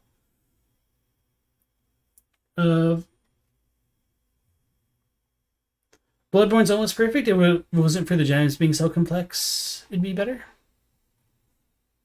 Gabrielle, welcome back. I'll get back to your comments. See Music and Mafil is also welcome back. You must have missed it. What's going on with Berserk that's so tragic? You know the mangaka passed away, but did something else occur? No, it's just that. We were just saying like have I gotten into the Berserk lore? And I was like, I usually just liked waiting for it to come out so often, or not often, but I like to wait and then binge it. And then like with the recent news, it's I don't know if I want to do that. I don't know if it's going to continue. Which doesn't mean like I shouldn't like reread it or anything, but it's just I don't know.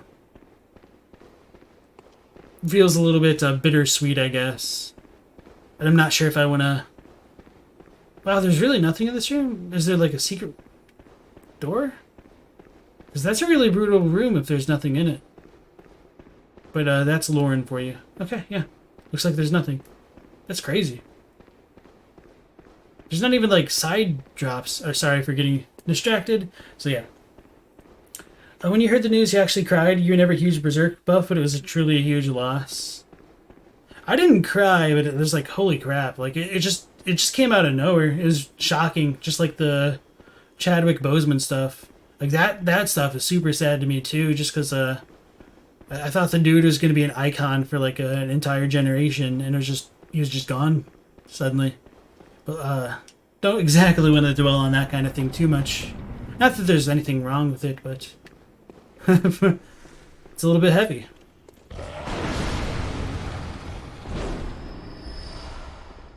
In our game about killing babies and stuff.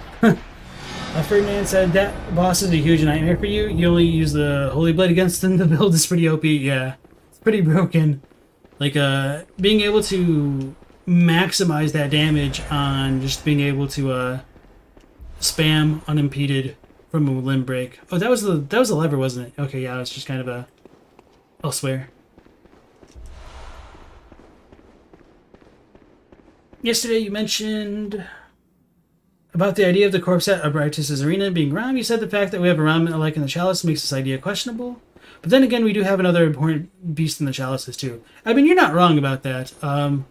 And it is called Rom and everything like that, so I'm not trying to like completely discredit you. It's just the nightmare logic is just always nightmare logic, unfortunately. So like no matter what interpretation you come up with, it's just still difficult to truly piece together everything, I guess, is what I was trying to get at. And that's not a criticism against you specifically, it's the same for me.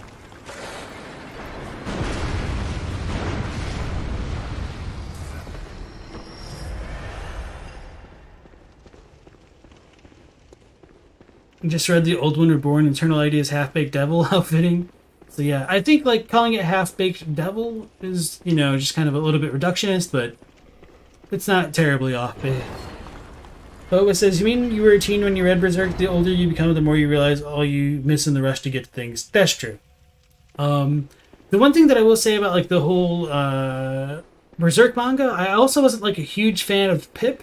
So in some ways, I wasn't as much of a fan of the manga as I was of like even the 90s anime adaptation of it. So Pip is just kind of like something I tolerated along the way.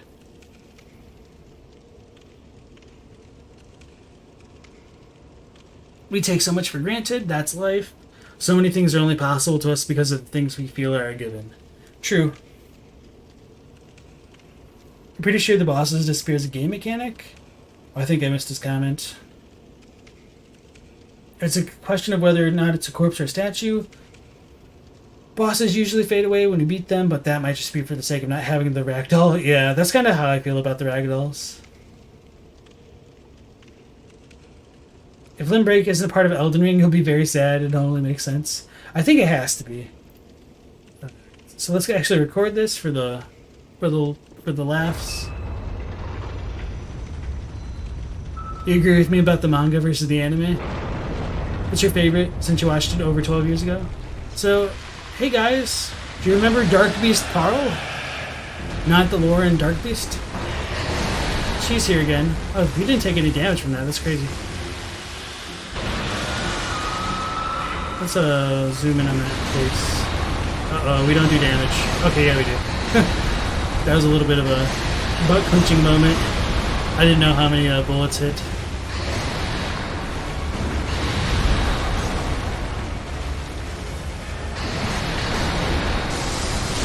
Okay, sweet.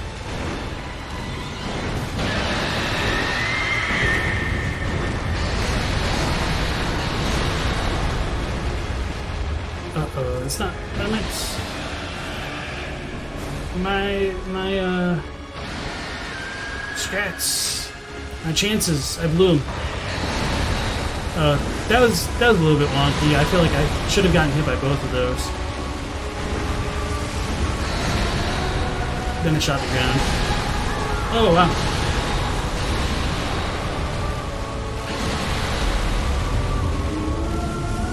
I'm honestly fine with dying to the boss just because it makes my build feel a little bit less cheap. That I still need to actually put in some effort. Do you think this means Parl was found in the labyrinth? No. I mean, they did change the names around, so this is probably a mistake. I just think it's kind of funny how many of the names were wrong or got shuffled in this version of the game to the later ones. Uh-oh. Wait. I was trying to read chat and then I fell off. This is not the right way, right?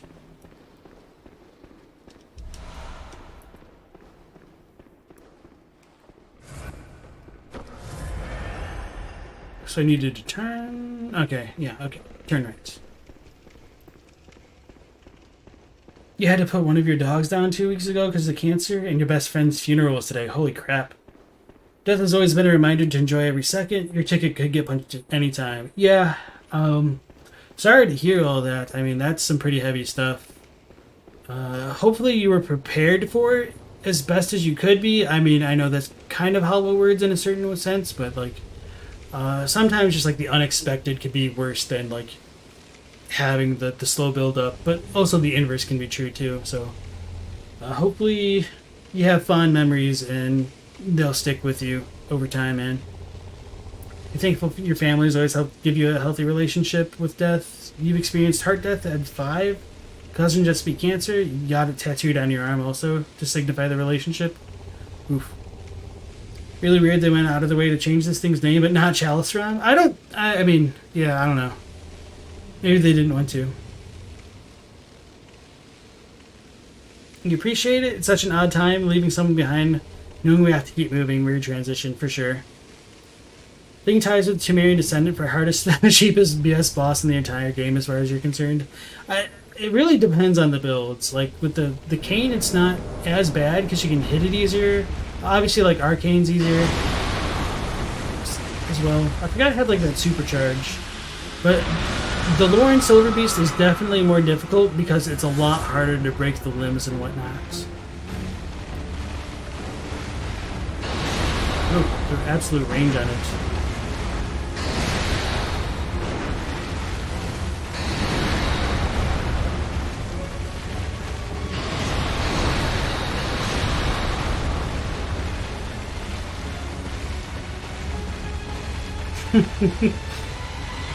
Well, we did it! Talk about the most BS boss in the game, right?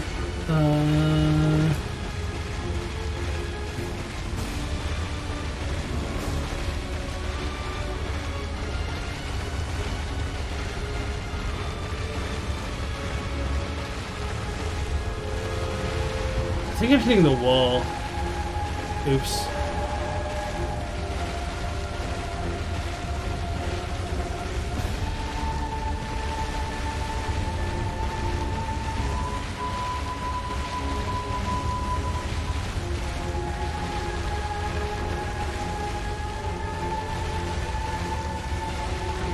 Zoink Scoob. Alright, let's go ahead and reset.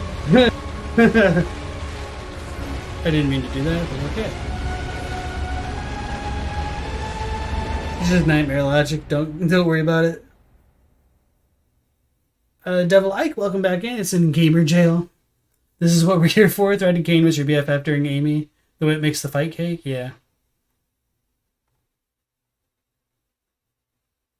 Bloodstar Bree, welcome back in.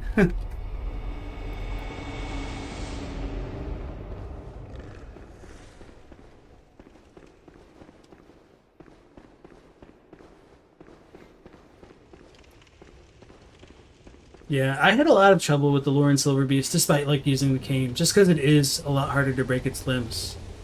But who needs to break limbs when you can just break physics? Ow.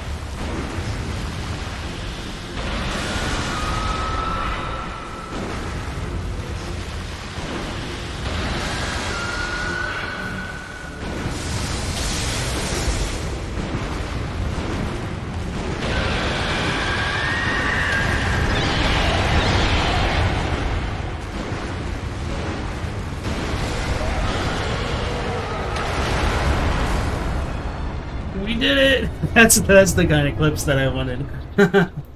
Alright, let's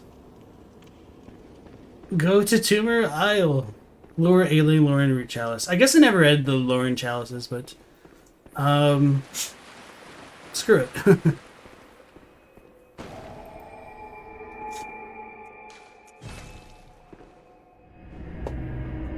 The moon is in fact made of cheese. It's gaining eyes on the inside.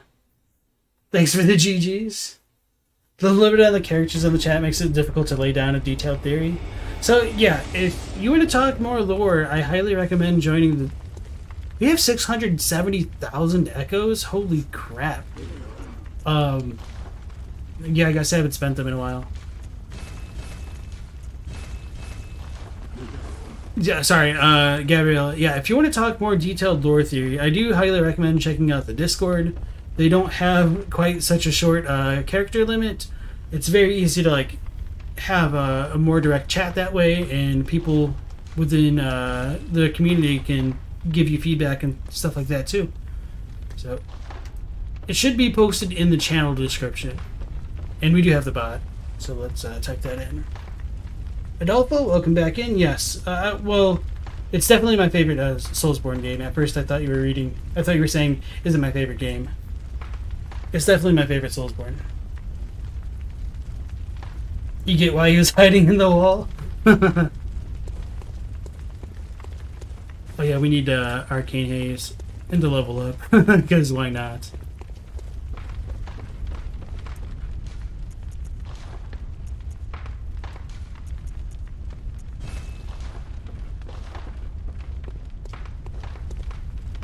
So let's go ahead and remove this one. Cursed Tumor, Script.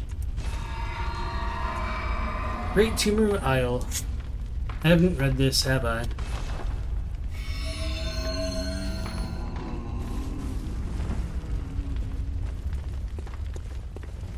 Good hunter, Oops. you have come. Dawn will soon break. This night and this dream will end. Gammon awaits you at the foot of the great tree. Rugrats 96 for the Very PlayStation. well. Let the echoes become your strength. So yeah, she tells us to go to Gehrman. I mean, that's fairly straightforward stuff. Let's just pump endurance. No, yeah, just for running around more. 60. Holy crap, we have so many freaking stats. I guess we could go with like a first build. Whatever. Farewell, good. Okay.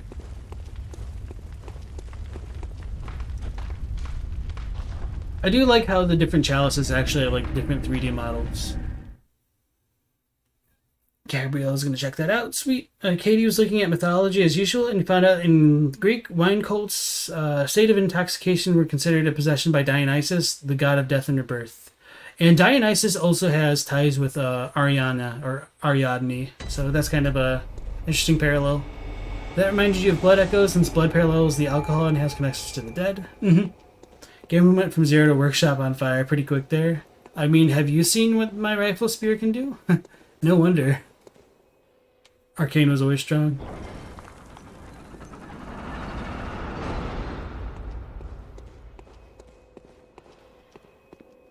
Okay, let's pull out the descriptions. This is a chalice that breaks the labyrinth seal. Great chalices unlock deeper reaches of the labyrinth. Tumeru Isle was the title of both the Tumerian monarch and its capital. This reveals that while the early Tumerians were mere humble guardians of the slumbering Great Ones, their descendants felt entitled to name themselves a leader. I think there's a few discrepancies in this.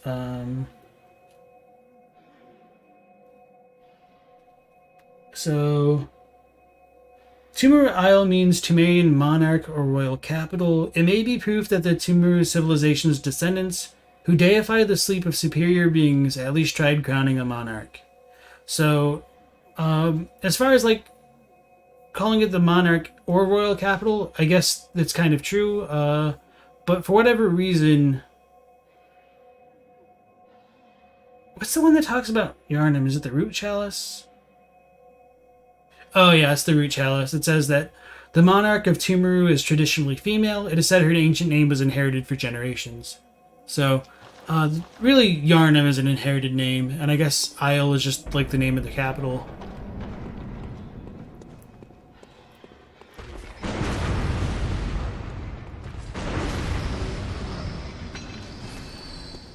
So, I think I actually remember the layout of this one a bit more. So I'm just gonna like speedrun. This is a guillotine. Definitely got clipped by that one before, and that's a fire trap. I've done this one enough for getting the footage of the things. So there's a mad lady in here. Trap.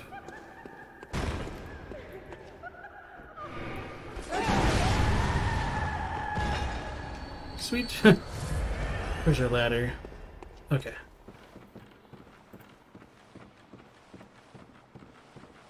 He's got some good gems. Burn him down. Blood equals wine equals communion too. Yeah, that's a good fair point. I don't remember what's over here. I think this just goes back there. Like, I kind of remember this floor, but I don't remember exactly where the lever is. We're all mad here.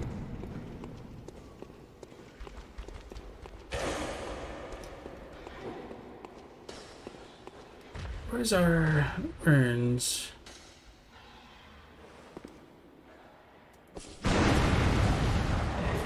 That's too far away. Still am. So you can like shoot the urns, blow up the dogs, all that fun stuff. It's on the left side, right? I'm so spoiled I don't pick up items. Well, at this point, like, we're going to be ending the game. I'm not actually going to really be able to carry this off into the main patch. Because I'd rather keep my other saves where I have like all the items. Oh god. I forget. Well, I was on the steps. I was trying to visceral, that's why it didn't work. I still got punked out.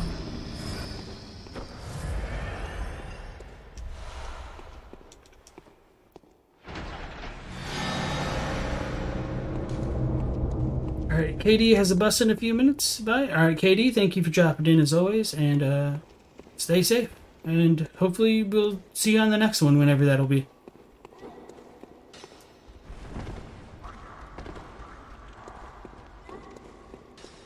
So the next floor I'll pay a bit more attention because I'm pretty confident that's where we pick up the... I said the next floor we'll pay more attention. I'm pretty confident we'll get the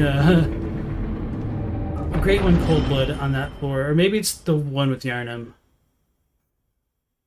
That's some good fashion born there, thank you. It's a pretty basic set, really. I just like the crown with the knight chest there. Good thing we spent our 6 trillion echoes. Can we lead him to where we were? Let's see him pick up the echoes.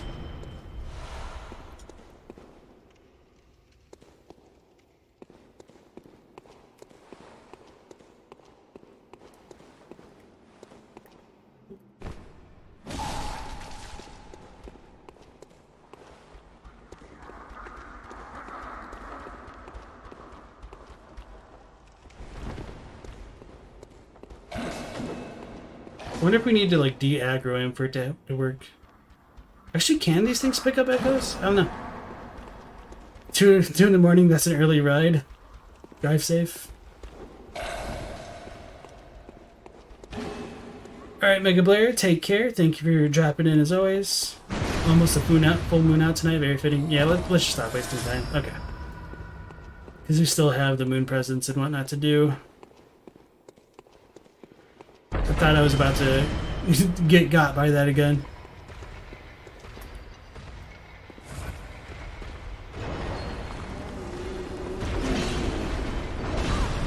Damn it. That's annoying. I think it's a descendant on this floor. I'm pretty confident, yeah. You never played Silent Hill?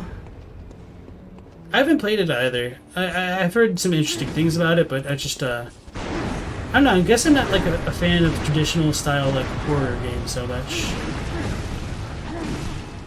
Oh.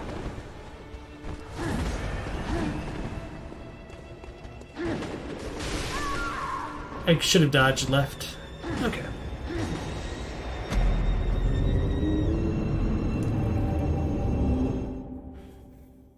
Nothing wrong with horror games. They're just, I guess I don't even really watch a lot of horror movies.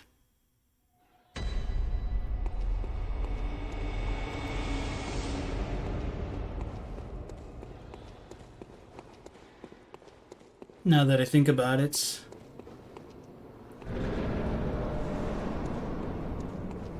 It's probably gonna throw. Nope. I'm gonna throw, apparently.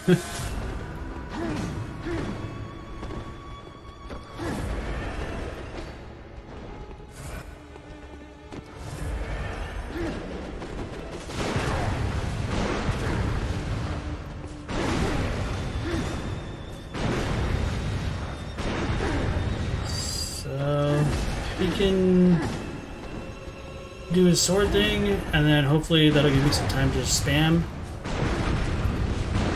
That should have been a visceral. Come on. Here we go. Oh, backed off. That was unfair.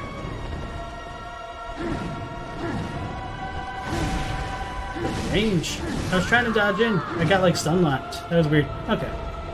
We should have had him. That was unfair. Probably not really unfair, but I'm just salty that my meme build didn't make him a meme. Have I even hunted before, bruh? It's not a traditional horror game. I know, but I don't know. I feel like I'm more interested in the idea of it rather than like the gameplay of it, if that makes sense. You got into Resident Evil around that time? Same thing with Resident Evil. Not that people played one or the other, but you were 11 when RE1 came out and your young mind can only take so much horror. Mathota says, is this supposed to be the broken Arcane rifle spear strats? Seems underwhelming. You must have missed all of the other bosses that we completely invalidated. Like Dark Beast Parl, Defiled Amy.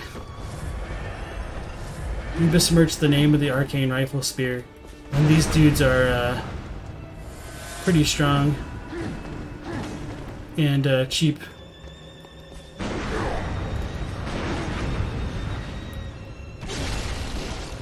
This guy gets parried when he wants to, pretty much.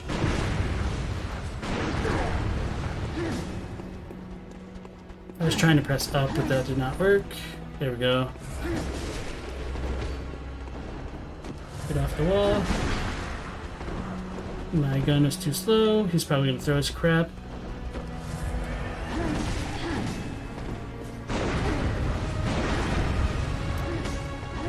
Get off.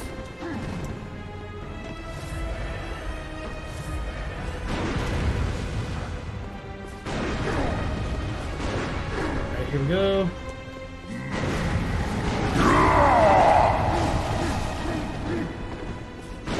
Dodged too many times. There we go.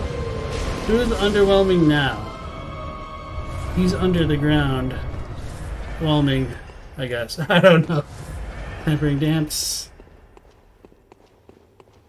That's not how you kill something. She's fast. Rocky John, welcome in. You played Silent Hill 1 on a PS3 and you don't know if the disc was messed up or the PS3 read it wrong, but when the radio went off, the sound was messed up. It sounded super aggressive clicking instead of the static. You guys recommend Silent Hill 2? Silent Hill 2 is one of the masterpieces of gaming history. Good music. It's like the last dungeon, but it's for New Game Plus. You hate this arena for this boss? Yeah. Well, that's better. Under the ground whelming.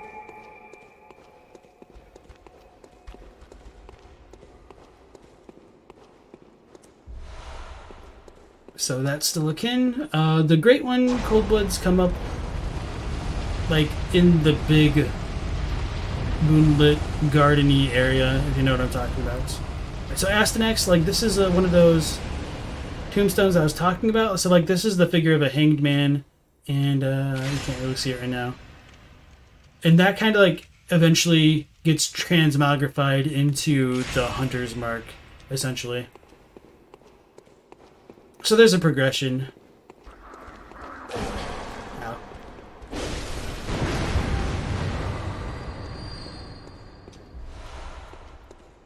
Why am I picking things up?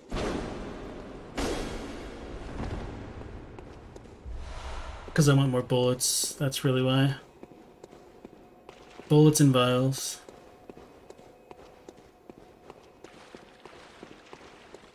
Okay, so we're in business. This is where we'll get our great one, Cold Blood.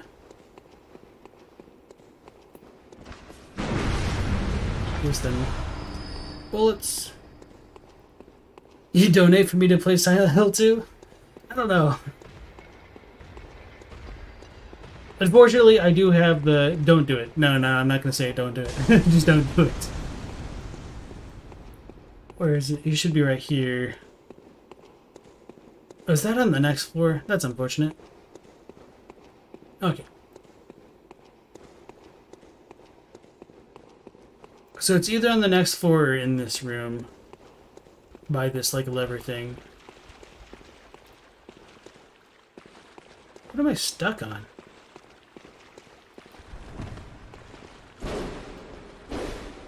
Whatever. Alright. How's my weapon's durability? Pretty bad. all I can do is just shoot the gun over and over. And maybe, I don't know if Visceral actually affects the durability. Oh yeah, this room has a bunch of the Right Keepers, where it's kind of easy to get one shot. And the Gargoyles. Shoot the other one! I thought I like literally just jumped into that fireball. I almost did that.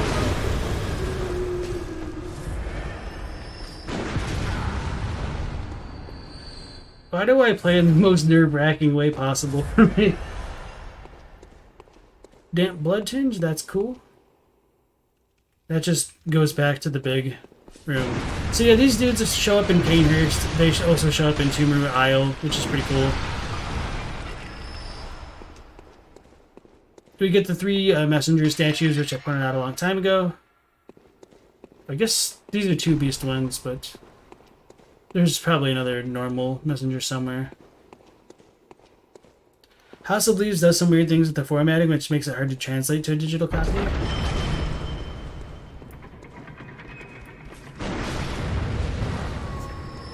Consider making a video touching on the philosophy and overarching themes of Bloodborne? I've been thinking about it. It'll just take, like, probably a long time to come up with a decent enough script for it.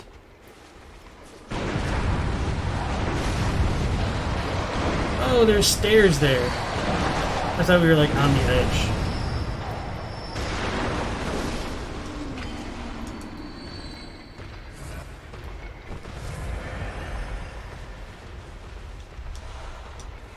So where's the other side of this? So did we come in that way? We must have. Yeah, okay. So where's the lever in this place? It's not down further, is it? I'm pretty confident it's not.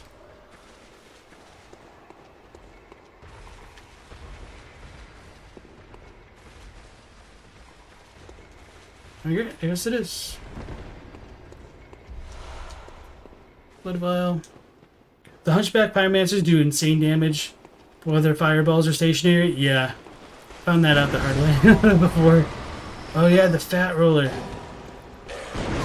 I guess he's really the fast roller who's just fat. Because the real fat roll is slow. Uh-oh.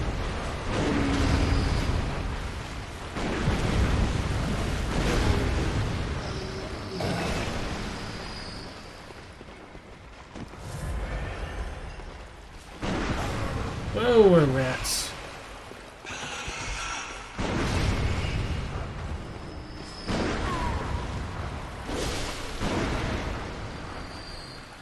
Alright. We did pass a hole. Or did you just call me an a-hole? Glad you're not the only one who gets lost inside the chalices. I mean, yeah, I mean, I was a little bit... I don't want to say like I was lost. I was just trying to figure out where the place to go was. Because each layout gets kind of repetitive, like... Yeah. So is it worth going back this way or that way? Yeah, let's just go back this way. Overblood is okay as a game. Its concepts are pretty cool. First time survival horror used the 3D rendered environments. Almost walked into that. Again, being like 11 or 12 when you played it, nostalgia's a factor.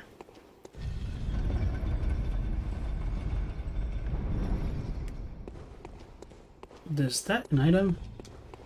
No, okay. When the circle went up, a hole was shown. Yeah, I know that one leads back down to the very bottom.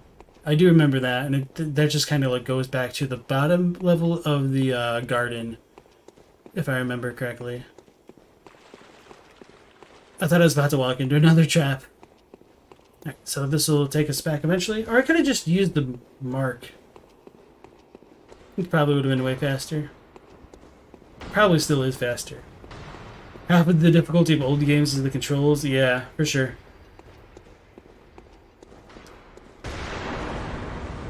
Okay, so House of Leaves is a book.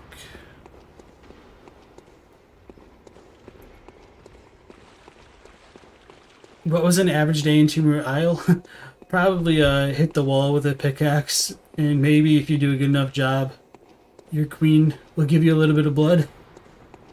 Probably an awful existence. Either that or just hunting random things. Harvesting blood and then giving it to your queen. So not much better. So next, oh crap, we're gonna have the Headless Bloodletting Beast. Wait a second, didn't we skip a Bloodletting Beast then? I thought there were 3 variants.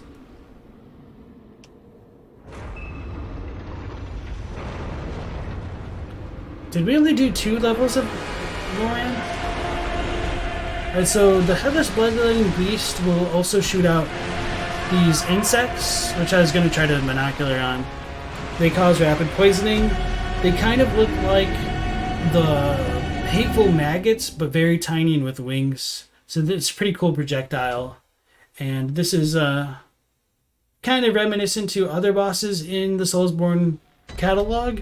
I'll probably only say that much to keep it vague unless people haven't played it. Or in the case that people haven't played it. So yeah.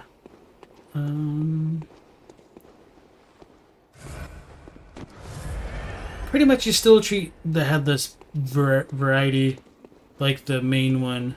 And just stay kind of close, I guess, and profit. Just a sip, Your Highness. No average days back then. If there's ever a BB2, that's what you'd like to be at, Tomb Raider and the Chalice's story. I'd rather it be completely different. Like ancient Egypt, Aztec, Maya. That's gonna hurt. Okay. Let's back up. Monocular. Go off the things, if we can.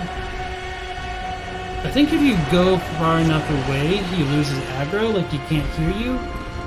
That's one of the things that I've noticed before, although I'm like way too loud right now. Chill out, man.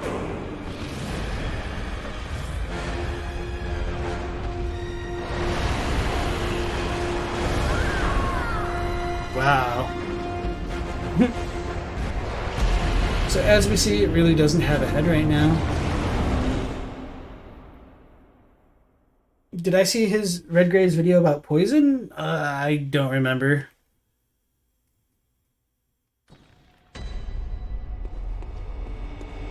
Next said, you heard the BLB was supposed to be Lawrence? He has his head earlier, but it winds up on the altar.